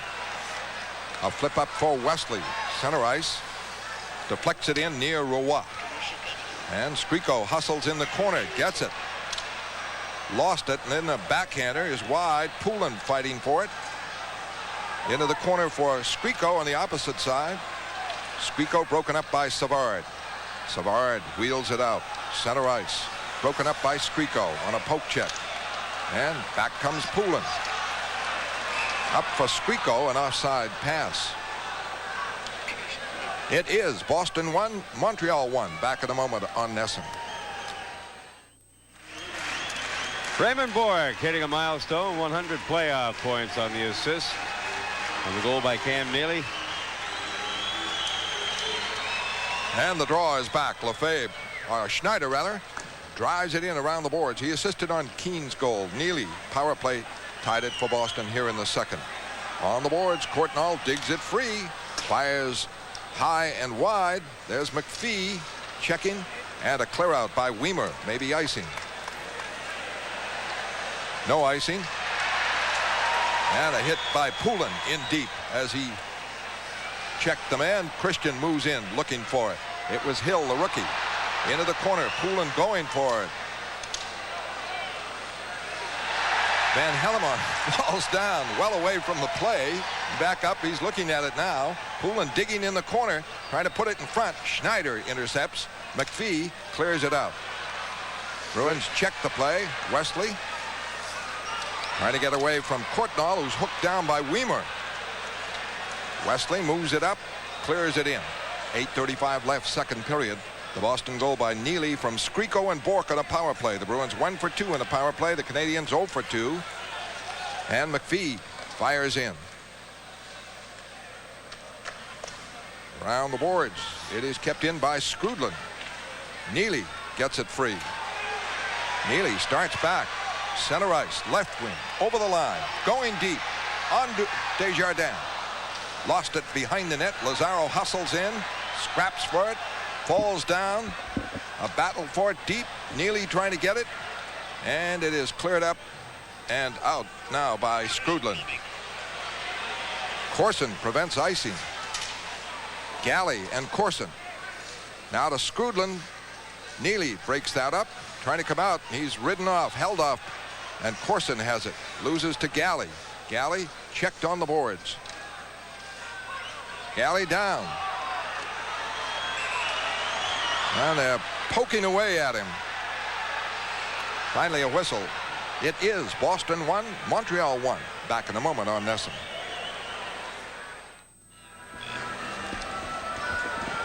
Shots are 6-2 for Montreal. The second Boston shot went in on the power play. The backhander by Cam Neely. Cam Neely just going to run out of room here. He tried that step right there, put him too far outside, gives him a good angle to the net, but now he's goal line. And the faceoff now to the right of Andy Moog. Ken Hodge on the faceoff against Skrudland.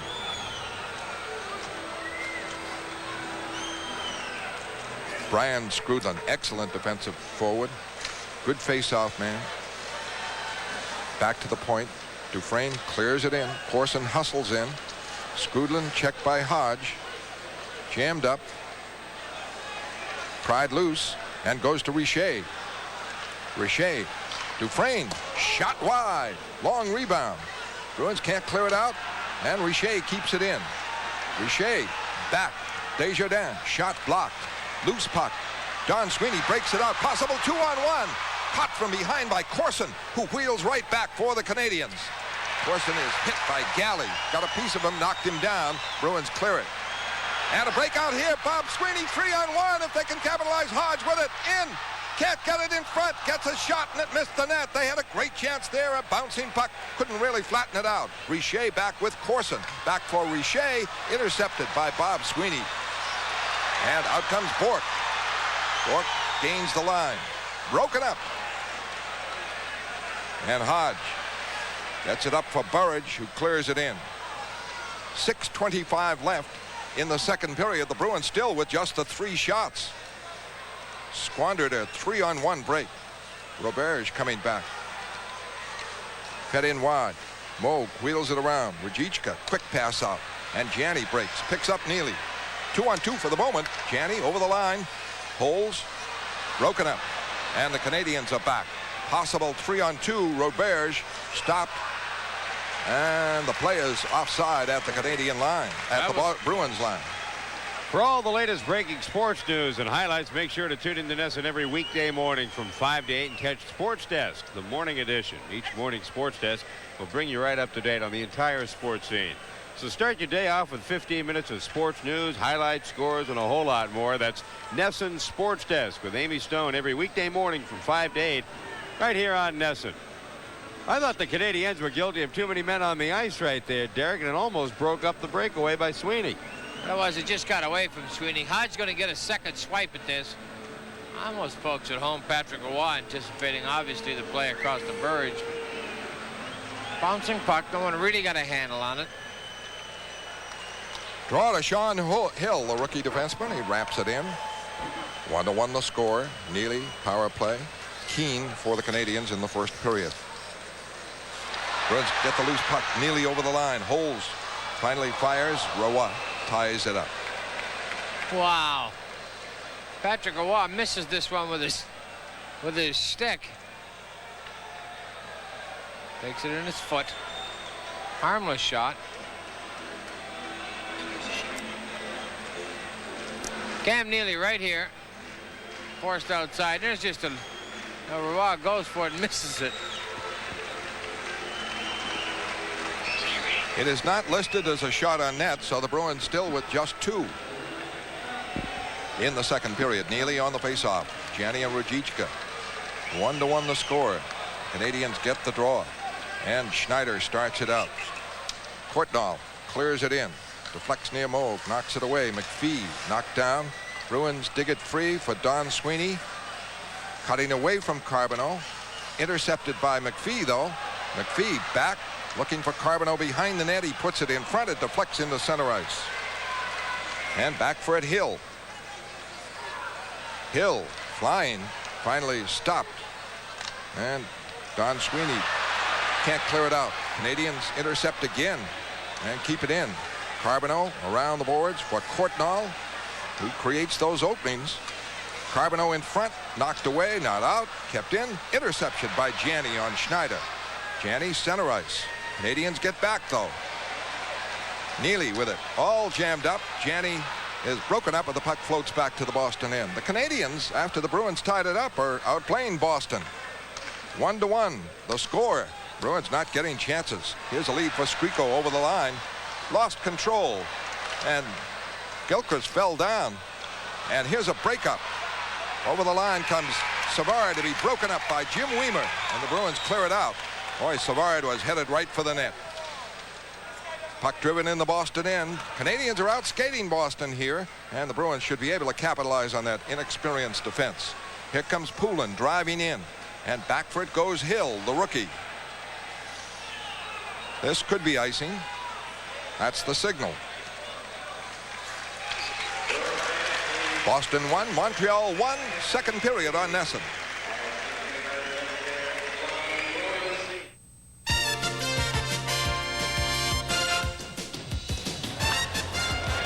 To the gap in right center field for a hit. Picked up by Wilson.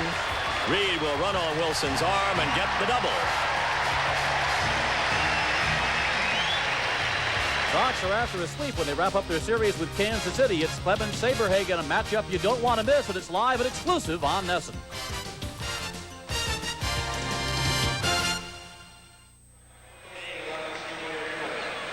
Right here, Jim Weimer on Savard. Now watch the little tuck right there, trying to beat Weimer outside. Weimer stays with the puck. Fortunate, took it away from Dennis Savard. Very tricky, Dennis Savard. And the faceoff coming up to the right of Roy. Boston listed with only 2 shots in this period, but they tied the game. Bob Sweeney, Nyland, and Marquardt the line. And the draw to Eric Desjardins. Turns the net smoothly, leads the rush out for the Canadiens. Going to be icing if Boston can get there, but Corson gets there first. He's broken up by Bourque, and Bourque has a 3-on-2. Marquardt and Nyland. Off for Nyland. Back for Bork. Bork, a shot high. Corson the rebound. Right back now in the center ice for Skrudland. He's broken up. Bruins, Marquardt starts back. Canadians checking, back checking, and creating opportunities. Nyland able to keep it in. Deep for Bob Sweeney. Trying to get away from Desjardins. He's hauled down. Desjardins able to keep control, and the Canadians work it up on the right for Keane, who has scored their goal. Cam Neely, the Boston goal. Keane, the flip out. Takes a hit there from Marquardt. Don Sweeney wrapped it around the boards. It is Corson there. Deflected one near the net. Courtnall with it. Behind the net. Wheels around. Back for a shot. Deflected high by Laflave. Penalty coming up on Boston. Interference. Power play for Montreal. It will be their third of the night.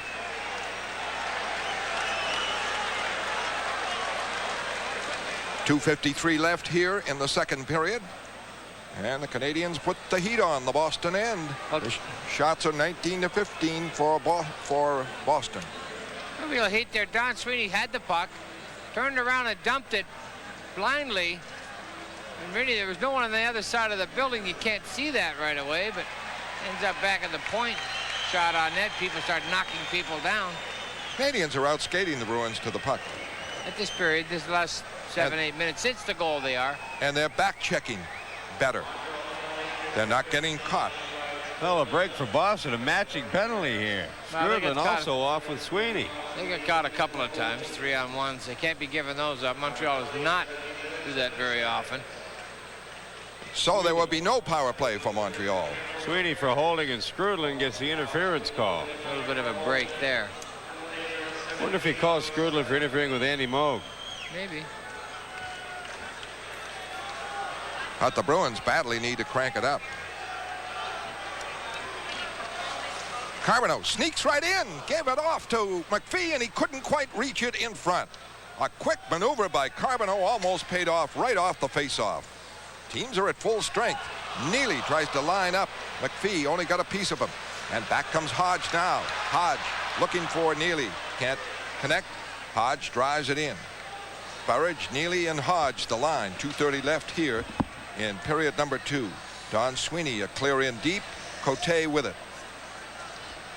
Around the boards, Courtnall checked by Don Sweeney. Kept in. Hodge covers behind. Now the puck is knocked out by the Canadians. And back for Galley. Hard after him is McPhee. He gets it up. And out comes Neely. Hard on the right wing on Lafave. Fakes. Pulls. Check. Wraps it in. It's broken up. Center ice. Cleared over Neely to Wesley. Canadians have done a marvelous checking job. The Bruins had 17 shots in the first period. They have only 2 in this period. And we have 1:48 left. One of them on the power play, the goal by Neely. Canadians clear it out. They are just giving a very restful period for Patrick Roy. Bork up for Skriko. Skriko ahead of Wesley, too far. Cleared out. Skriko intercepted by Corson. He loses to Wesley. Keane on it. Batted around center ice. And Ray Bork now with it. To Wesley. Bruins have created virtually no attack in this second period. The shots show that. 1-1 the score. Keane ices it. Montreal just playing it, dumping, dump it out, get it out, get it out, get it out. Wait for your breaks. Wait for the Bruins to make a bad play. Wait for a bouncing puck. Frustrating the Bruins or skating, forcing the Bruins to move it early. Alain Cote, former Bruin. He went to Washington, and then Montreal picked him up from Washington. Always had a tremendous offensive skills. Now they've got him back in a more defensive mode. How the Canadians are getting away with that inexperienced defense is amazing. Getting away in the sense that here they've limited the Bruins to 2 shots, just 19 over 2 periods. The way they've done it is certainly isn't pretty. Just getting the puck off the boards, off the glass, get it out. The forwards have really done a masterful job of coming all the way back in deep. The defense does not have to carry it. They do not have to make that the long pass. They just make the short one to the winger, and then out it goes. Janney wins it. Bourque to Wesley. Wesley, a wrist shot. Save. The rebound is out, and the Canadiens. Wesley rams Keane, but the puck is out of the zone. Safely for the Canadiens. And Keane tried to keep it in here, and it's ruled offside. Ruzicka and Keane exchanging words, but Wesley really wrapped Keane. That's what the Bruins really haven't done either. They haven't hit the Canadiens yet. Montreal has taken a few exceptions, taken a few body checks. Then Wesley's going to end up with a very nice shot here. Watch, takes his time, waits for somebody to get to the front of the net, and just that little wrist shot. Left leg saved by Roy. Neely just can't get loose in time. 45 seconds left in the second period. 20 shots Boston, 15 for the Canadiens, but very few for the Bruins in the second period. Back for Desjardins. Dufresne, offside pass from the Canadian zone. But the Canadiens, with their play, have kept the Bruins at bay, kept the crowd quiet, and Pat Burns, an excellent coach. He's drilled this young defense. Well, has I don't to be know. Pleased. There's a lot in the pregame about young defense, young defense, young defense. It's a young man's game, really. And what the Canadiens have done is got the least one of the best goals against record in the league. So the defense isn't bad. It's just young. It isn't bad. It's just maybe Stanley Cup inexperience. Well trained. But you can, when you're well coached, you know what you're doing. Wesley back. Icing again by the Canadiens. Last minute of the second period. They're not going to give the Bruins any opportunities. Not afraid to ice it. 26 seconds left, and the face-off to the left of Patrick Roy. Mike Keane scored in the first period. Cam Neely on a power play tied it up for Boston in the second. Ray Bourque getting his 100th playoff point with the assist on that. Skriko the other assist, and Matthew Schneider out of Woonsocket set up the goal for Keane with the drive in, and Keane put in the rebound. Hodge on the draw. Skrudland.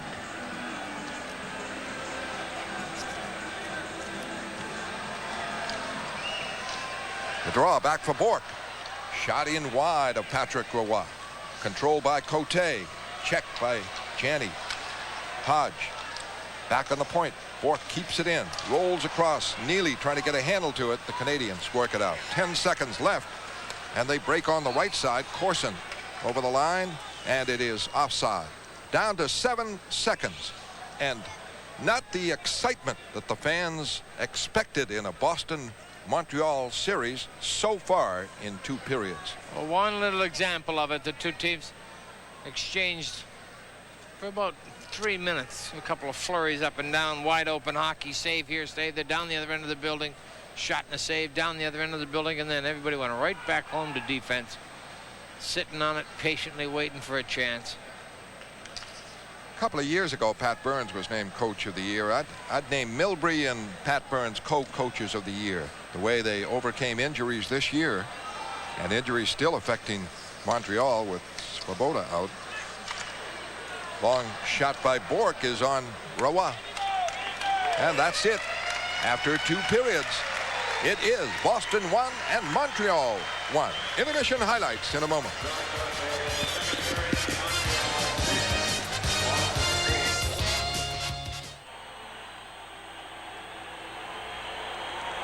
Hey, Alan. What? Have you seen the new Bruins MasterCard? I just ordered one. I'm getting the gold card. I'm getting the regular card. You get more stuff with the gold card. Yeah, but the regular looks better. But you look so good in gold. Oh, I think so? Not really. I just said that. Anyway, I'm getting the regular. I'm thinking gold myself. You might prefer the regular. Nah, I think the gold. Regular. The gold. The regular. To apply for either card, call 1-800-432-GOAL.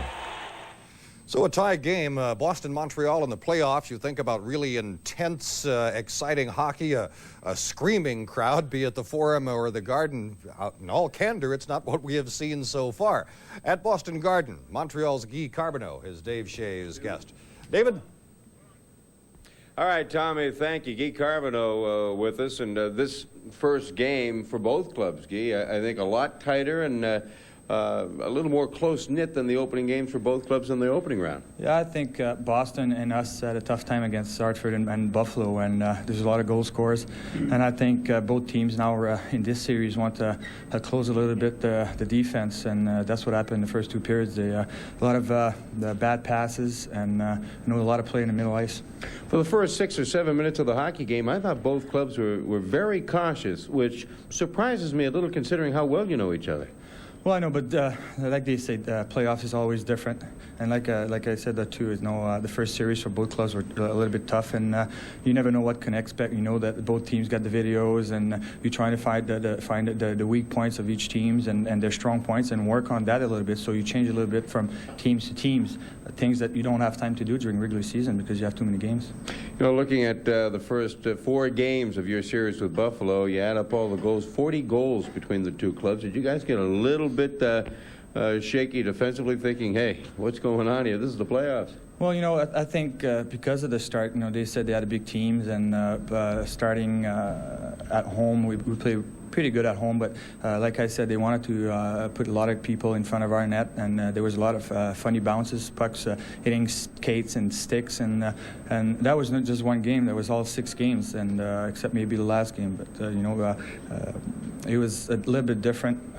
We know we had a lot of injuries in the season. We had a few in the first series, so we had to adjust a little bit, but at the end it went pretty good. It wasn't so long ago that Guy Carbonneau was one of the young lions on this Montreal club. He's still a lion, not one of the young ones any longer on this team. How have things changed considerably since you first joined the hockey club? Well, it's always tough when in 2 years you lose guys like Larry Robinson, Bob Geeney, Chris Chelios, Craig Ludwig, Rick Green. In the past, people said that we had the best defense in the league.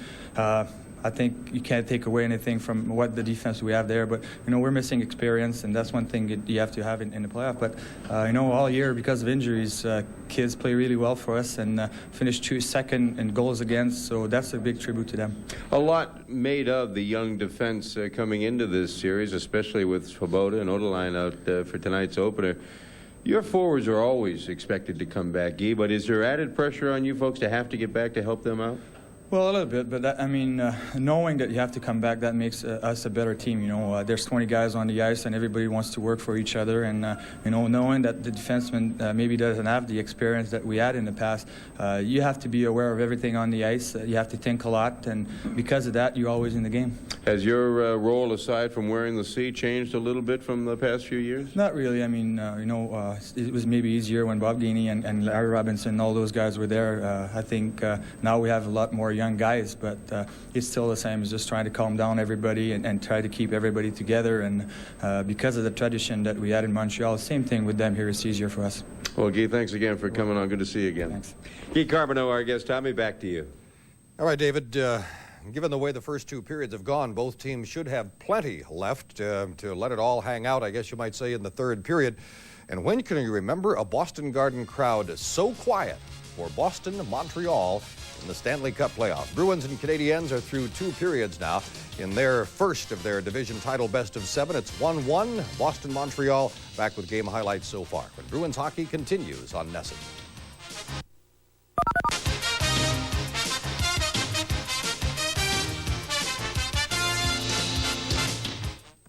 Bobby and I are both local kids. We grew up around the Boston area. All the good goal scorers, they get the puck away quick. Ready, Mikey? Go! It's a drill we actually do. It got nicknamed after me because I like... Oh, Jesus! Would be a great hockey player, and they might want to give you a scholarship, but if you don't have the grades, you're going nowhere. Bruins Hockey Clinic, sponsored by NESN. We're taking time out for our kids. Red Sox baseball is back with Fenway Fun in 91. Fenway is even more fun when you are part of a group, and the Red Sox can accommodate groups of almost any size. Have a pregame party at the Diamond at Fenway Function Room and join the Red Sox for Fenway Fun in 91. For information and arrangements for groups of under 40 people, call 617-267-1700. For groups of 40 or more and to make arrangements for Diamond at Fenway, call 617-262-1915. MasterCard and Visa accepted.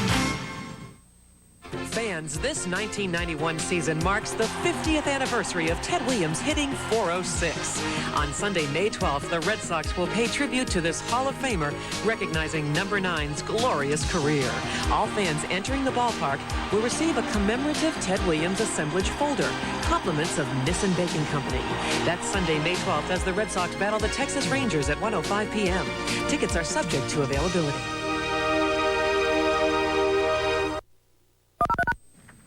So Boston-Montreal meeting in the playoffs for the 4th year in a row. The Bruins have won 2 out of the last 3, including last year. But one thing the Bruins have never done since the days before the big bang of hockey, if you will, is win 2 consecutive playoff series from the Montrealers. They are trying to get it done in this series, and at the end of 2 periods now, it's Montreal 1 and Boston 1.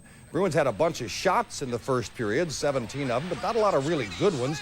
This is 1, but Patrick Roy handles it. Montreal only had half the shots the Bruins did, but 1 got through. Drive, great save. Keane scores on the rebound. Canadiens up 1-0 at the end of the first. Charging call then second period. Matthew Schneider of Montreal.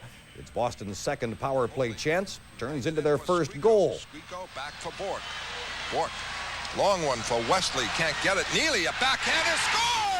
But the second period, for the most part, was an offensive dud for the Bruins, who had only 2 shots through about 18 minutes, botched a 3-on-1 break, didn't even get a shot away. The Bruins had 17 shots in the first period, none that were serious threats, then only 4 in the second. Game is even at 1. Keane at 7:09 of the first period from Schneider made it 1-0 Montreal. And then the only goal in the second period was Neely's at 7:04, that on a power play from Bork and Squeako. It has already been an interesting playoff season. We've only just begun. Minnesota knocked off the President's Trophy-winning Chicago Blackhawks in the first round. Credit where it's due, by the way. The National, the daily sports paper, picked that one. And the Blues barely survived. LA and Edmonton start up tomorrow night at the Smythe. And let's go upstairs for a couple of minutes now for Fred Cusick and Derek Sanderson. Thank you, Tom. From my viewpoint, the Bruins can play better, Derek. Oh, much better. I think at this juncture, I don't think the Bruins have really gotten into the flow of things. Maybe taking the Canadiens a little lightly. They handled them pretty well during the season, but this is not a hockey club that you can treat lightly. The Montreal Canadiens got a pretty good hockey team.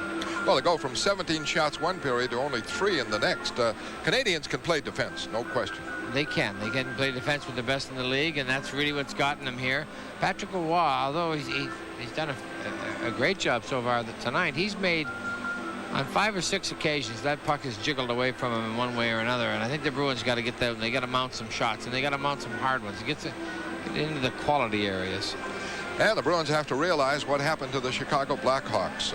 Certainly the Blackhawks, huge favorites, and upended by a Minnesota team that played in, going back to the Canadiens, a Bob Gainey style. They had played extremely well at home late in the season. They have one of the premier goaltenders in the game in John Casey.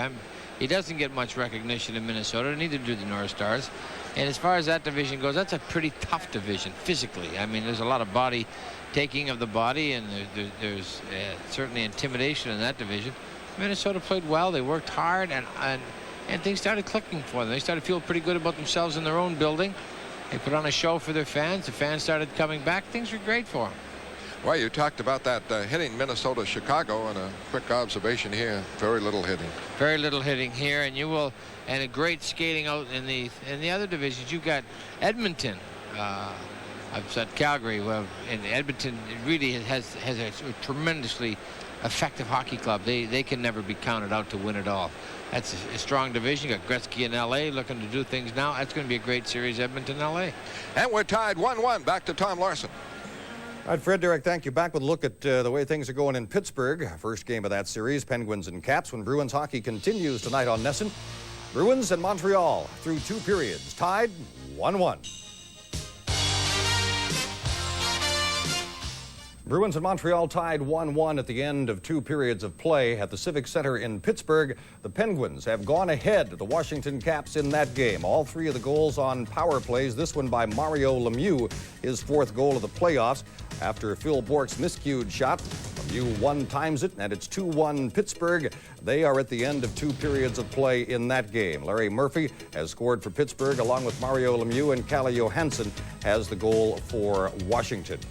So it's the Bruins and the Montreal Canadiens now heading to the third period. A disappointing first 2 periods in terms of the anticipated playoff kind of excitement, but all of that can change in the final 20 minutes. Fred, Dave, and Derek, third period. Well, nice to have you back at Boston Garden for the final 20 minutes of regulation. There haven't been a lot of fireworks in this one. Andy Van Hellemon's let the boys play. Actually, really had no close calls that he let go. You look at it this way. Pat Burns wants his team in here. Keep the crowd out of the game. Get the early goal. Check hard. You know, and don't give the Bruins many opportunities. So as far as that goes, the Canadiens got to be pretty happy with the first 40 minutes. The Bruins are going to look back at this. If they let it slip away, is that they never skated. They never put, you know, enough of an offense together. Puck rolls down to Andy Moog as we're underway in the second period, and Bourque has it. Poulin line against the Skrudland line. Lines have been pretty well set. Up for Christian from Bourque. He is stopped by Lefebvre. And Corson just sweeps it out.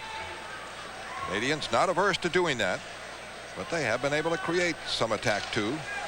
Christian now checked inside the line. Skrudland keeps it in. Loose puck. Flipped up, knocked away by Don Sweeney. Canadians keep it in again. Don Sweeney is paired with Ray Bourque. Bourque fired it into the stands in the first minute. The faceoff now in the Boston end. There's more great Bruin playoff action coming your way Friday night here on NESN. Be sure to tune in at 7:30 for Game 2 of this series between the Bees and the Canadiens. Of course, all reliable Tom Larson will have Bruins Digest for you at 7. Then at 7:30, it's the Boston Bruins and the Montreal Canadiens, and live on NESN. Just 4 penalties called in the game, and it's been that type of game. Ross Brooks puts on an exhibition between these 2 teams in Providence. I mean, there was more excitement in that game than this one. Yes, it is. Remember when Pat Burns and Mike Milbury wanted a piece of each other? Yeah. Boy, that was preseason. That's preseason. This one looks like pre-preseason. This looks like they rented the ice. Married men against the single men. Hodge in deep, checked on the play. Dufresne knocked down. Hodge gets it in the corner. Wheeling in the Canadian corner, looking for Bob Sweeney. He is checked by Carbonneau. Burridge gets it. He is checked, and Mike Keane starts it out. Great discipline by McPhee and Keane just to stand there, take the Bruins points out of the play. Don Sweeney breaks it up. Sends Bob Sweeney away for a shot deflected over the head of Roy. And Canadians sweep it around, not out. Snapped in by Wesley, a bouncer and a save by Roy. Schneider, a flip out. Well, the Canadians are doing that. How do you sit on a tie? Just wait for something to happen. That's it. 1-1. They're happy to be at this point. First 2 games in the Garden. Wesley trying to start something. Can't connect with Janney. Hardly any passes completed. Gilchrist starts it out. He's checked on the play. Now Carbonneau gets it to Courtnall. Courtnall is broken up by Jim Weimer. Weimer starts it back. Up for Janney. Janney leaves it. Crisscrossing for Lazaro. Lazaro in front for Neely. Broken up. And here comes Courtnall. Picks up the speed.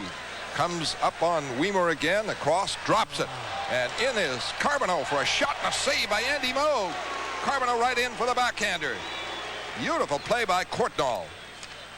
Bruins break it out. Lazaro lost it at center ice. And there's Courtnall back again. And he is broken up by Jim Weimer. On a delay, McPhee brings it over the line. Checked by Lazaro. They go to the corner.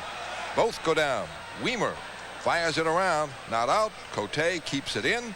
Canadians pressure the Bruins. Around the boards, Neely. Hit by McPhee. A battle.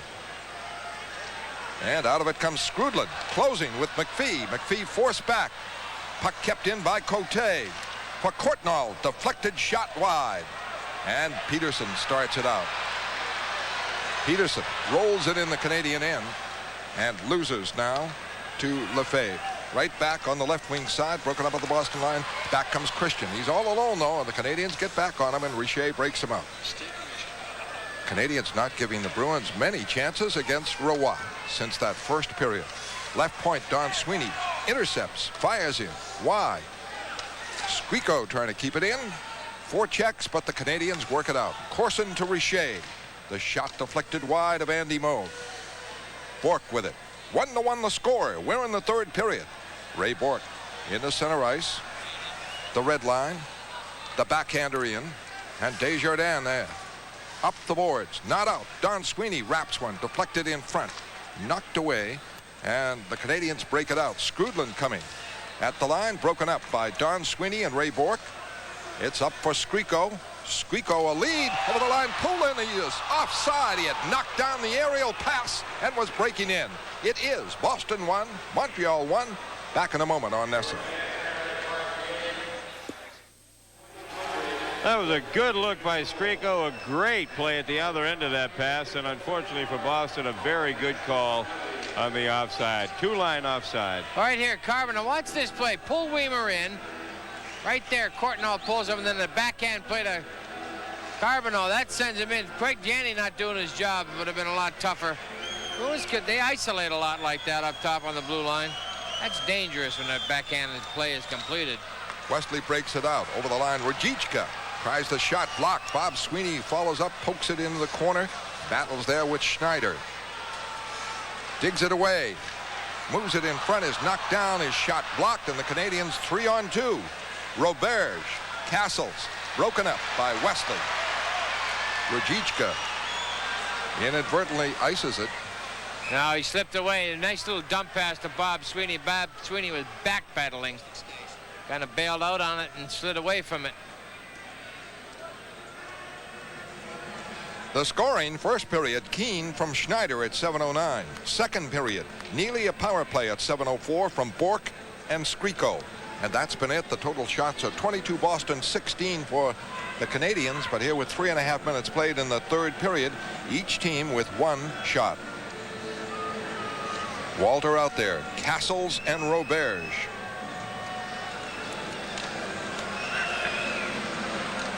Schneider and the rookie Hill. Back for Schneider. Unloads. Save Andy Moog. The rebound, Boston. Rajicka. Bob Sweeney. Hodge, the other forward. The puck cleared in. Roy able to handle it behind the net. And Hodge checks Schneider. Breaks him up. Now Bob Sweeney. Now Hodge with it. Hodge trying to make a play. They're too close together. Around the boards it goes to Rajicka. Takes the hit. Broken up. And the clear out by Hill. Sean Hill, a rookie out of Duluth, Minnesota. Long shot wide of Roy. Comes into the back of the net off the backboards. And Roberge trying to start something with Rajicka. Ryan Walter involved as well. Roberge with 465 minutes in penalties in the American Hockey League, brought up for one purpose. But he's had 3 good shifts. He almost had a goal earlier in the game. Here's a clean draw back. Here's Schneider setting up for a, just tees it up and unloads one. Mo gets the left leg on it. Wesley takes his man strongly to the backboards. 14:51 left. Third period. Pat Burns behind the Montreal bench. 1-1 the score. Gianni with Neely and Lazaro. Bourque and Don Sweeney. Mike Melbury's made that switch. He's put Don Sweeney with Bourque and not with Galley. His 2 best defensemen are Wesley and Bourque. Playing them both together. Also split that up a little bit.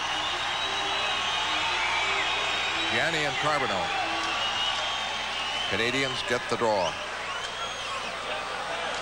And Cote starts it out. Intercepted Bourque center ice. Can't set up Lazaro. Lefebvre. And spilled in the play is Lazaro. They let it go. Third period. Might have been called earlier. Took a stick in the face, Fred, from Alain Cote. And now Courtnall with it to Carbonell. Checked by Ray Bourque. Bork's pass is blocked. He goes back to cover it. Carbonneau after him.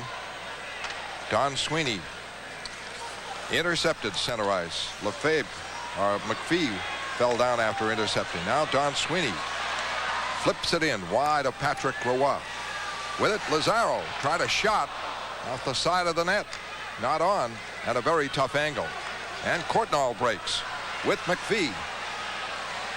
Wheels in the zone. Gets it to Carbonneau. He's broken up by Janney. Break out here. Picking up his forwards. 3 men back for the Canadiens. Long pass. Deflected. Neely gets it for Janney. Janney checked on the play and can't make the pass.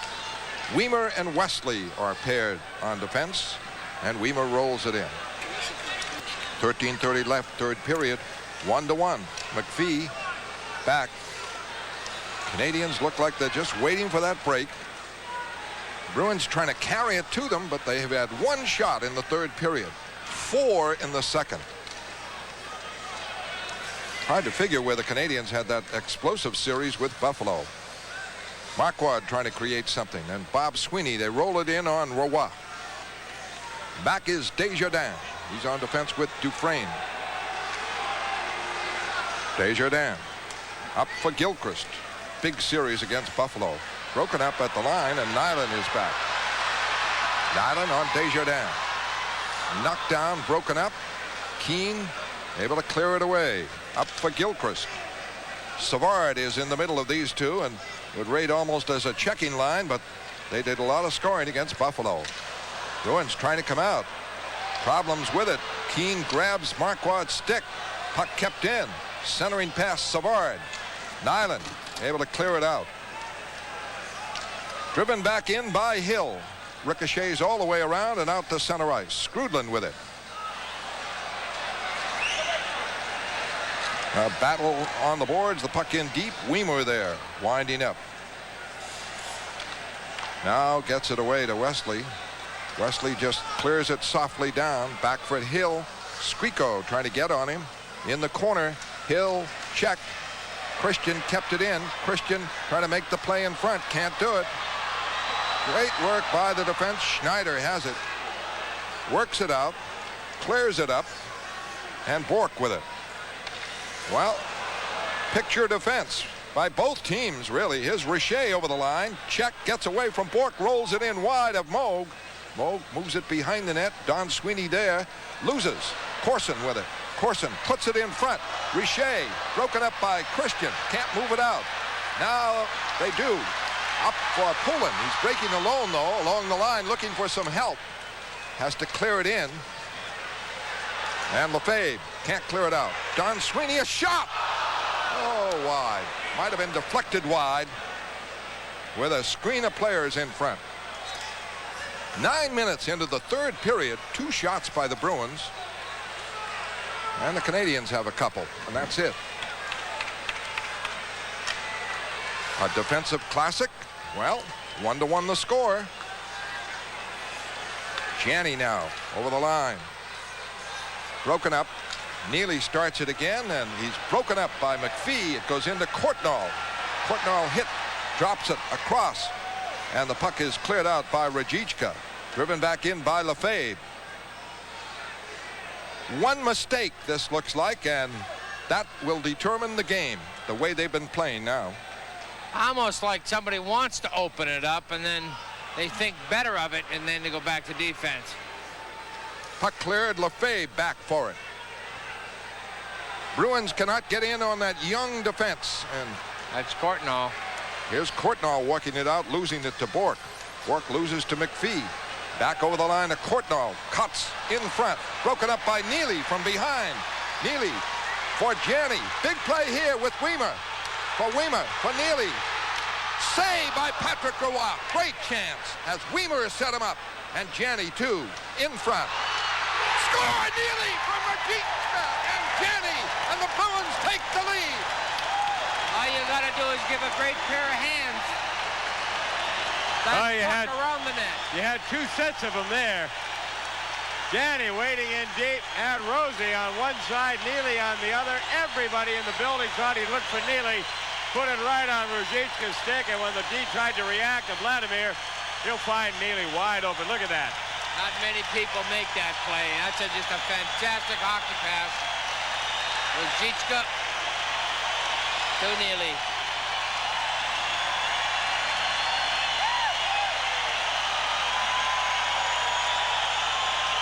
Well, Pat Burge will have a tough time keeping the crowd out of it now. One thing he's not worried about the crowd now with 10 minutes. What he's worried about, his hockey club doesn't quit, keeps skating. Hill wraps it in for the Canadiens. For the first time in the game, they trail. They battle, and Walter pokes it deep. Back for it, Weimer. Weimer around for Burridge. Burridge, center ice, broken up, but Hodge. Bob Sweeney closing, going forced deep by Hill. Puts it in front. Burridge can't get it. Hodge has it now. Bob Sweeney cutting to the net, couldn't control it. Hodge wraps it around the other side. Burridge in deep. Gets it to Hodge. Hodge for Bob Sweeney. Cutting, backhander, wide. Ruzicka and Janney set up Neely's second goal of the night. Bruins press, keep it in. It is Hodge behind the net. Burridge off on the corner. Burridge, screen shot, deflected in front. Knocked away by the Canadiens.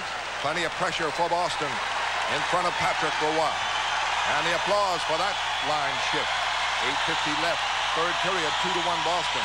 Both goals by Cam Neely. Roberge fires in. Moog cleared it out. Loose puck. Gilchrist wraps it in the Boston zone. Back for it, Ray Bourque. 8:30 left in the third period. Boston in front 2-1. The line of Neely, Janney, and Ruzicka on that one. Canadiens coming back. Savard is broken up. And with it, Poulin, but the play ruled offside. Boston 2, Montreal 1. Back in a moment on NESN. A play that kind of gets forgotten in this goal was the play from behind the net. Oh, you better believe it. You see how the two forwards going in deep overplayed to Janney's left, figuring he was going to try to come around and feed out to Neely, and he came back short side to a wide open Rosie Ruzicka. Dufresne was standing right in the crease, had his back to Rosie, which made the pass to Neely a little bit easier for Vladimir. Wesley with it. He is off for Don Sweeney, who clears it in wide. We have not seen Galley. Question mark. Where is he? We have seen Weimer with Wesley. Canadiens ice it. It is Boston 2, Montreal 1. Back in a moment on NESN.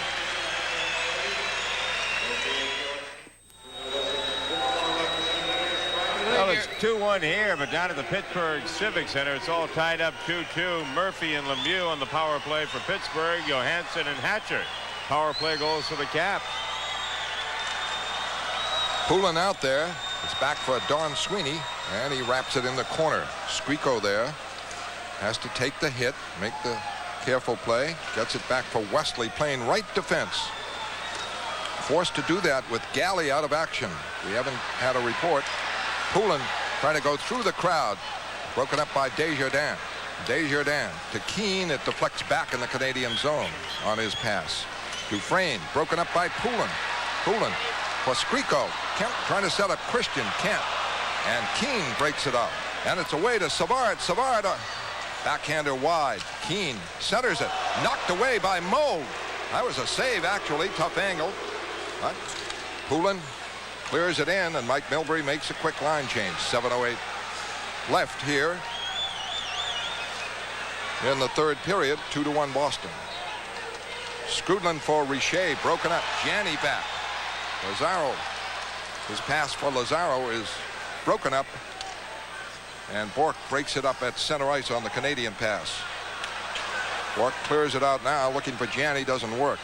Schneider gets it away to the rookie Hill, who hasn't played badly at all. Cleared it in.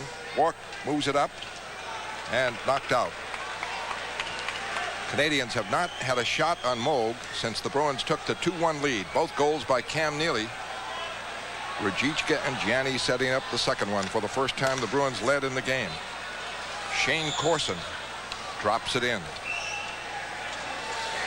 Moog missed it behind the net. Skrudland able to keep it in for Corson, looking in front.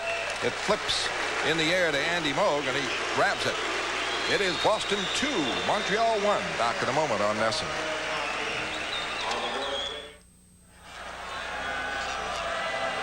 Skriko, nice kick pass. Here Poulin trying to get it back to Skriko. Goes to the point, and there's a choice Sweeney has to make. Read that, come in and jump in and hold it in or bail out. Got in between, and right there, Gilchrist almost gets to the net. Good play from Savard. Savard gets it across that crease.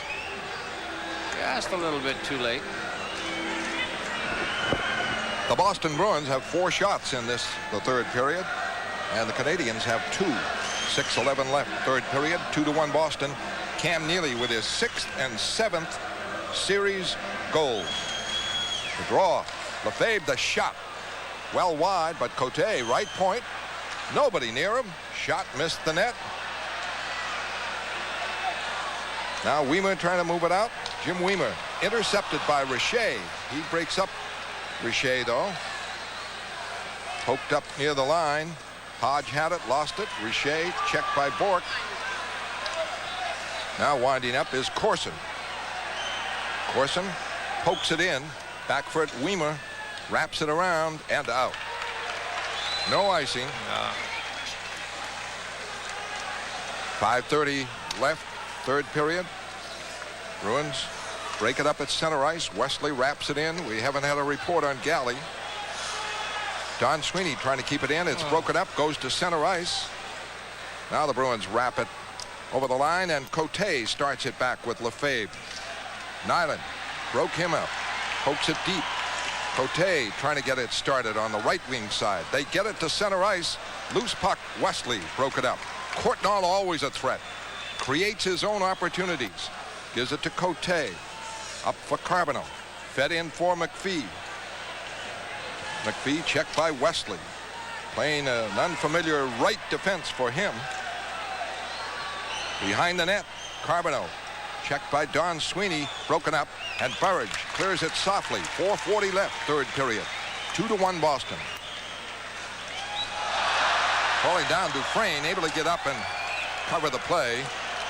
Cleared it into the penalty box, I believe. Donald Dufresne saying there's tape on my skate. 2-1 Boston. Back in a moment on NESN.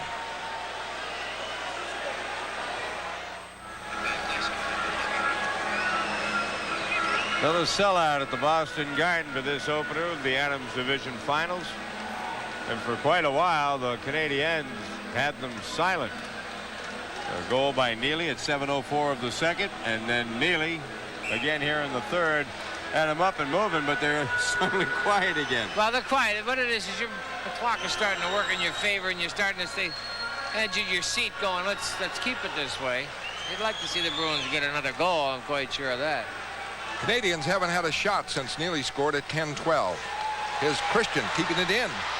The shot is blocked, and out comes Gilchrist. Wraps it around the boards and out. At center ice, picked up. Skriko looking for Christian, doesn't work.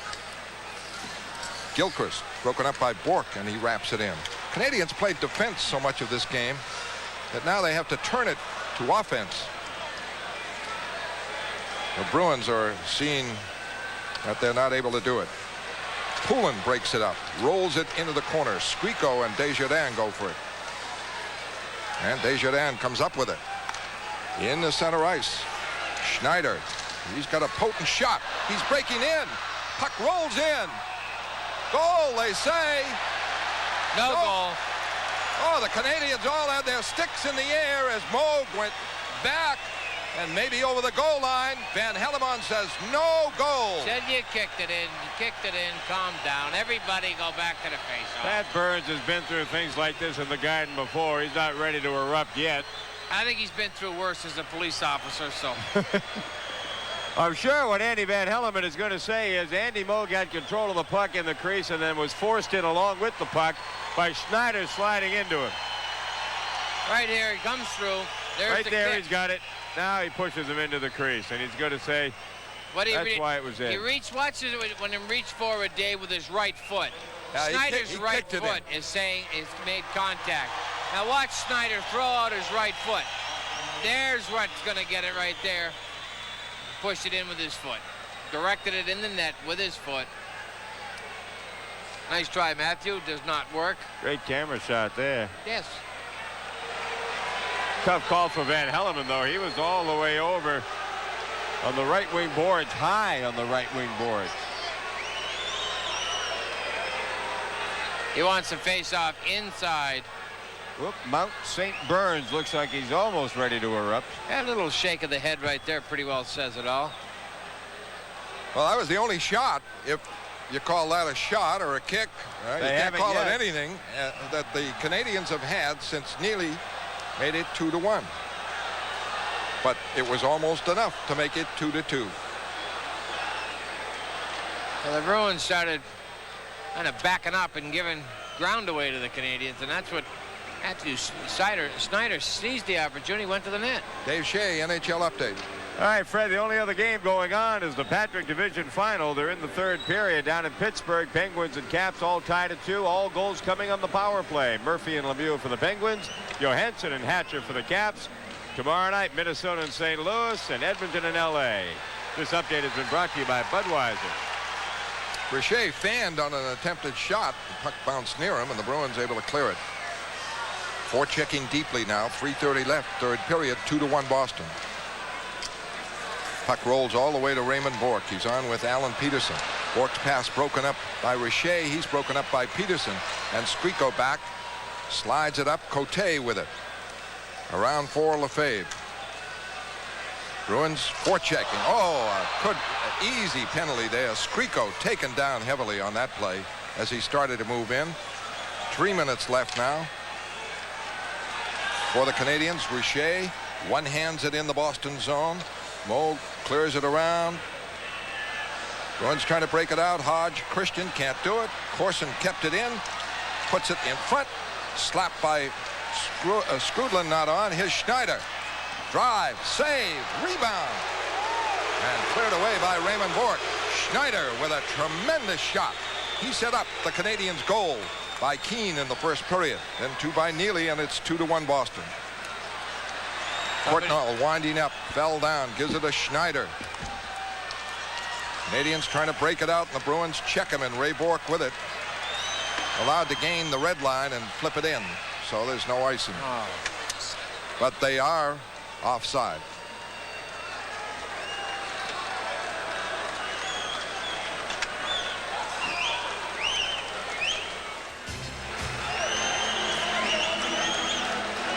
And the Bruins 4 shots in the third period, but one by Cam Neely, set up by Rajicka and Janney, and a 2-1 lead for Boston. For the Canadiens, 3 shots in the third period, and we have 2:18 left.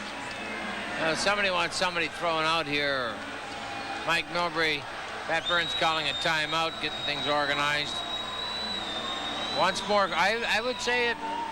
Pat Burns wants the puck going to the net. Everybody and everything at the net. And don't forget, fans, you can dress like the Bruins by ordering the 1991 official Boston Bruins playoff T-shirt and sweat top. This playoff apparel comes in designs of either Ray Bourque, Andy Moog, Cam Neely, Craig Janney, and are available in either medium, large, or extra large. Order yours today by calling 1-800-5-BRUINS. T-shirts cost $14.95, while the heavyweight sweat top goes for just $24.95. All orders will be shipped within 5 business days. Skrudland with that bid. Right there in the foot just by Ray Bourque just to get it out of reach. The Bruins have played a very smothering defense of their own. And it's Poulin out there with Skriko and Neely. Ray Bourque flips it in. And keep an eye on Roy. They're down to just about 2 minutes left. Third period, 2-1 Boston. Courtnall trying to get free. Gets it up for Schneider. Schneider wraps it in. Maybe icing. It is. Moog gave the signal. Schneider had not cleared the zone. Amazing when you Great talk work to by Cam Neely at center ice there to force him to shoot it in early. Lemlin and Moog, how they see a lot of the ice, a lot more than you think in their immediate area. You think, yeah, the goaltender really is only watching what's going on his end of the building. It is quite amazing from their eye level. But they see the whole game. very in it, both Lemelin and Mo. I guess all goaltenders are, I would imagine, not ever being a goaltender. Tomorrow afternoon, the Red Sox, Kansas City Royals conclude their series over at Fenway Park, the 1 o'clock game. And what a matchup that'll be. Roger Clemens locks horns with KC's Brett Saberhagen in a battle of 2-time Cy Young Award winners. If you can't take a long lunch, make sure you have NESN. Your ticket to Red Sox baseball. Tomorrow at 1, Sox and the Royals. Applause for Derek. 1:55 left. Face-off in the Canadian zone. Cleared out by the Canadians. No icing this time. Bourque is back and McPhee in pursuit. And Carbonneau around for Neely. Neely pulling into the corner. Bourque tries the other side. Gets it out. Back for Desjardins. 1:35 left. Courtnall forced back by Neely. Starting from his end. Broken up. Skriko. Sweep check. Derek Sanderson style. Broke up Courtnall before he could get started. Down to 1:20 left. Third period. Bruins forced the play in the Canadian end. Neely checking it. And now McPhee hammers it out. Canadians clear it in the Boston zone. Bourque and Courtnall going. Roy is out. Extra man on. Puck in the zone. McPhee a shot blocked. Poulin up the boards. Can't clear it out. Behind the net. Bourque battles for it. Gloved it over to Skriko. It's okay. Poulin in the corner battling for it. 50 seconds left. Around the boards looking for Neely. Neely able to get it out. Empty net. Here comes Poulin. Holding. He is broken up before he can get the shot away. Canadians trying to come back. 38 seconds left. McPhee clears it in. And the Canadians are ruled offside.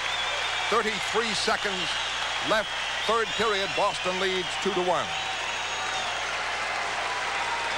Smothering defense, Derek. Oh, an excellent example of that was the Neely-Skriko combination down the Montreal zone. Good hustle by Neely to force a very speedy Courtnall to kind of double delay there behind the net, kind of slipping and sliding. And once Neely bailed off him, in came Skriko, and that's what really upset the Canadians. Never really got much going after that. The Canadians have the extra man on. The faceoff is outside the Boston line. And they're... Now Montreal's calling a timeout.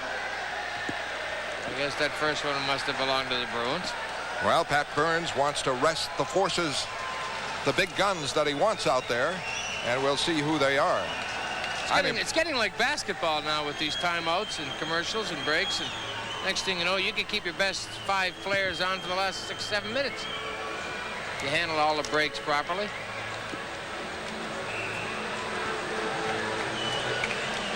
Stephane Richer is the one you're going to have to watch out there. Right there, number 44. He's going to be the one that they want to get him the puck. He can shoot it. And what happened to Gary Galley? Galley took Corson earlier and a nice check along the boards, and then it was a foot race shortly thereafter. And Gary Galley just didn't have the pumping. He didn't have the legs going. He may have hurt himself. Leg injury or some kind of strain, hamstring maybe, or... The Bruins need him. Yeah, we don't want to speculate. Gary Galley is a very big part of this Bruin defense. Poulin, Skriko, and Neely stay out there after the... What an acquisition that Petri Skriko has been. He assisted on the first Neely goal along with Bourque. Richer, Corson, Skrudland, Savard. 5 forwards. A battle for it. Skriko had it, lost it. Savard flips it in. Ray Bourque playing back. Wheels it around. Not out. Bruins check it on the boards. Knocked back in for Richer. Richer from the boards. Trying to cut in front. Check. Skriko trying to move it out. Poulin can't clear it out. Kept in by Savard on a big play for a shot by Corson and a save. And Neely able to clear it out off a Canadian. That'll do it. It's not icing. It is all over. The Bruins win game number 1 coming from behind on 2 goals by Cam Neely. Masterful defensive exhibition by both hockey clubs. Maybe not as exciting as 8-6 game or whatever, a 5-4 game, but certainly a lot of quality hockey. And great defensive play. When the Bruins took the lead, they really choked off the Montreal Canadiens. Neely from Bork and Skriko, a power play. Neely from Rajicka and Gianni turned out to be the winner at 10-12 of period number 3. And the Canadiens could only get a couple of shots after that. And a salute to Andy Moe. 25 shots, Boston 19 for Montreal. The final score, Boston 2 and Montreal 1. And we'll have the highlights in a moment.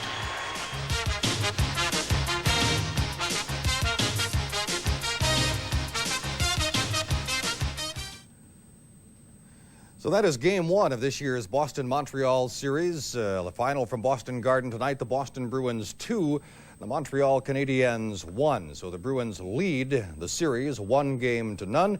Game 2 here on NESN will be on Friday night. And the Bruins trying to win 2 consecutive playoff series against the Montreal Canadiens for the first time ever since the Bruins franchise has existed. They win it 2-1. Let's go back upstairs now to Fred and Derek. Thank you, Tom. I was impressed with the Bruins' defense over the final 10 minutes of that third period once they took the lead.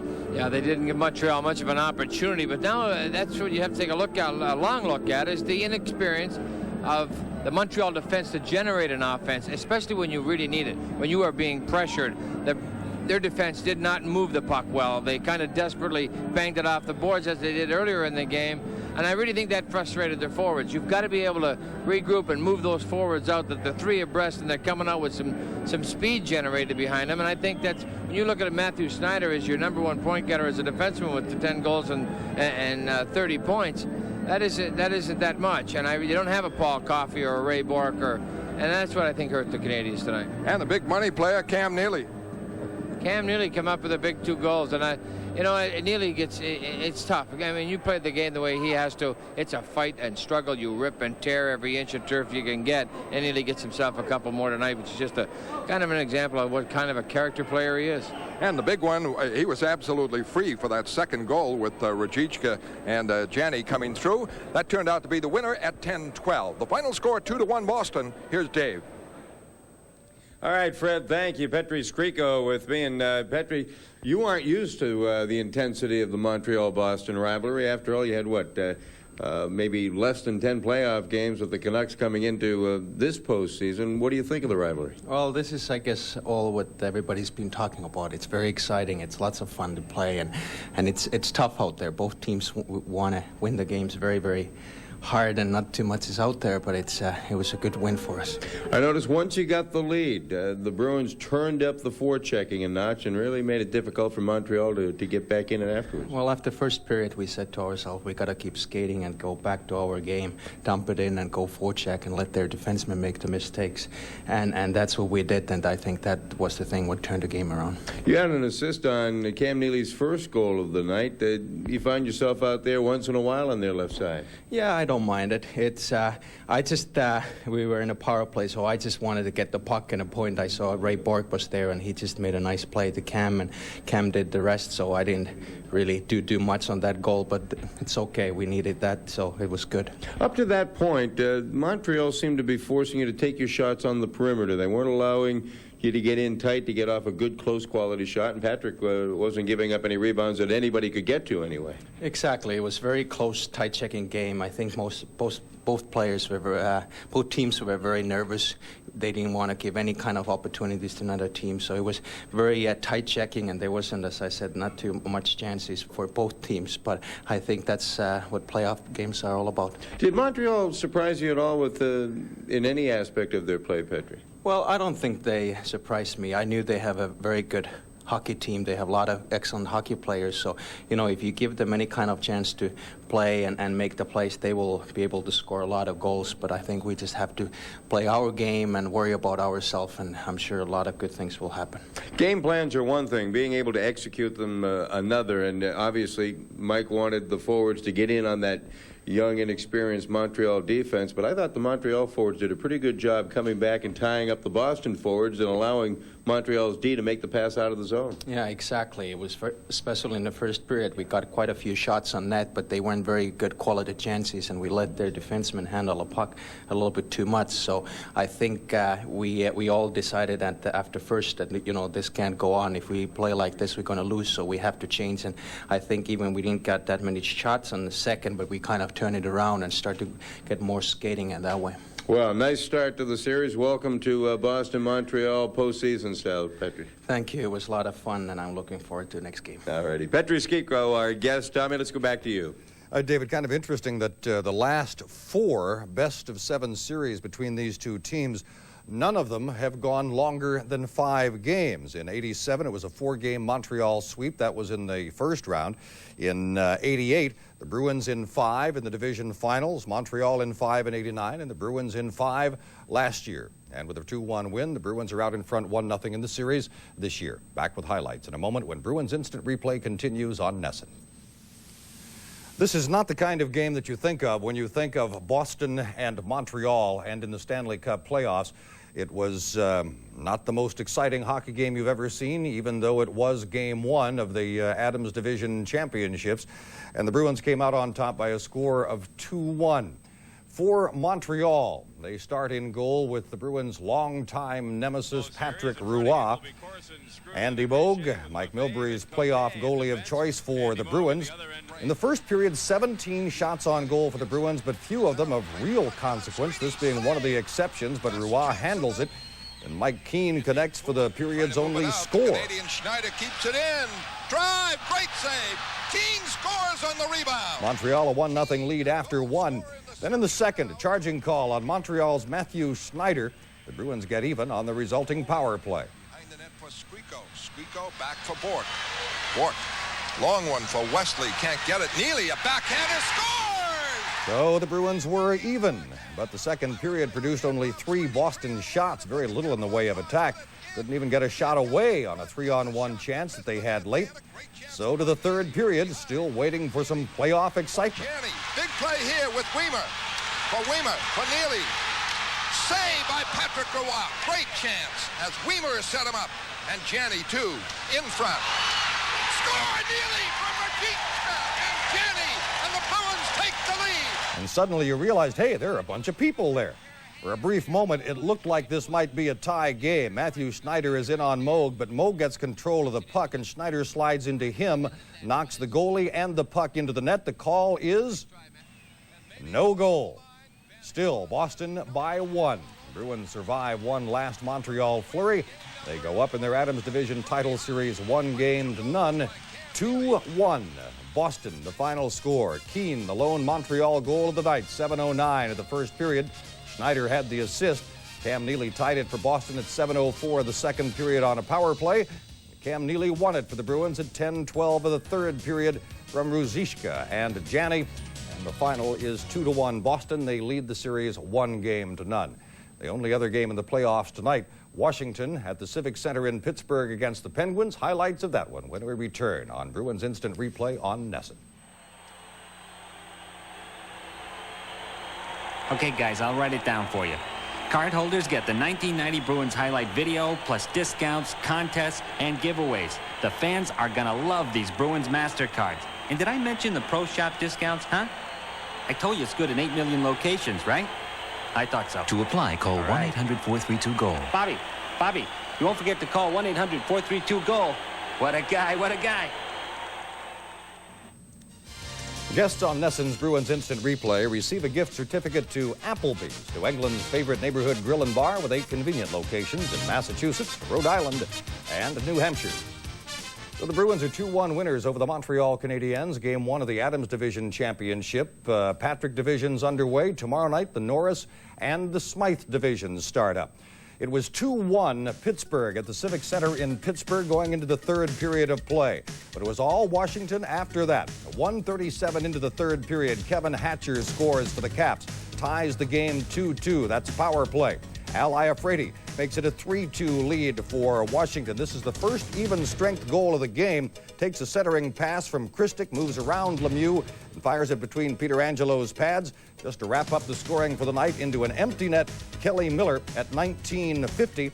The Washington Caps have started with a victory over the Pittsburgh Penguins on the Penguins' home ice Final score is 4-2. Goals for the Caps by Johansson, Hatcher, Iafrate, and Miller. And 3 of those 4 goals coming in the third period of play as the Caps did it come from behind style. And we'll be back and wrap things up on the replay for tonight following a 2-1 Bruins win in Game 1 of their series with the Montreal Canadiens. Coming up next on NESN.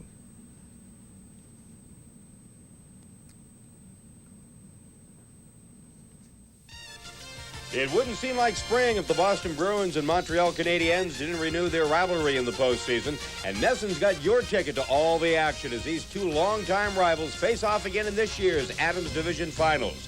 Thrilling late-game heroics and outstanding play and goal marked last year's playoff get-together, and you can count on more of the same again in '91. NESN has all the action of Game 2 of the Adams Division Finals, Friday night live at 7:30. Game 1 at Boston Garden tonight, and here on NESN, the rest of the schedule for the series now. The same 2 teams will be at it again on Friday night at the Garden. That's Game 2. That one will be here on NESN as well. Then Games 3 and 4 will be at the Forum. That will be this coming Sunday and Tuesday. Game 5, if it's necessary, would be at the Garden. Then next Thursday night, Game 6 the following Saturday in Montreal. And Game 7, if it's necessary, would be in Boston on Monday night, April the 29th. That is Bruins Instant Replay for this time. We'll have another one after Game 2 in this series. That'll be on Friday night from the Garden. Once again, final score, the Bruins 2, the Montreal Canadiens 1. Boston leads the series 1-0. NESN's next Bruins telecast will be that second game of the series from the Garden Friday night. Game time 7:30 with Fred Cusick, Derek Sanderson, and Dave Shea. I'll have Bruins Digest live at 7 o'clock. Join us tomorrow afternoon at 1 for the final game of the Sox-Royals series. Sox won the first one 5-2. Game 2 this afternoon 6-2. They go for the sweep tomorrow afternoon at Fenway. Sox and KC Royals tomorrow afternoon at 1 on NESN. This has been an exclusive presentation of NESN, your New England sports network, your ticket to Boston Bruins hockey.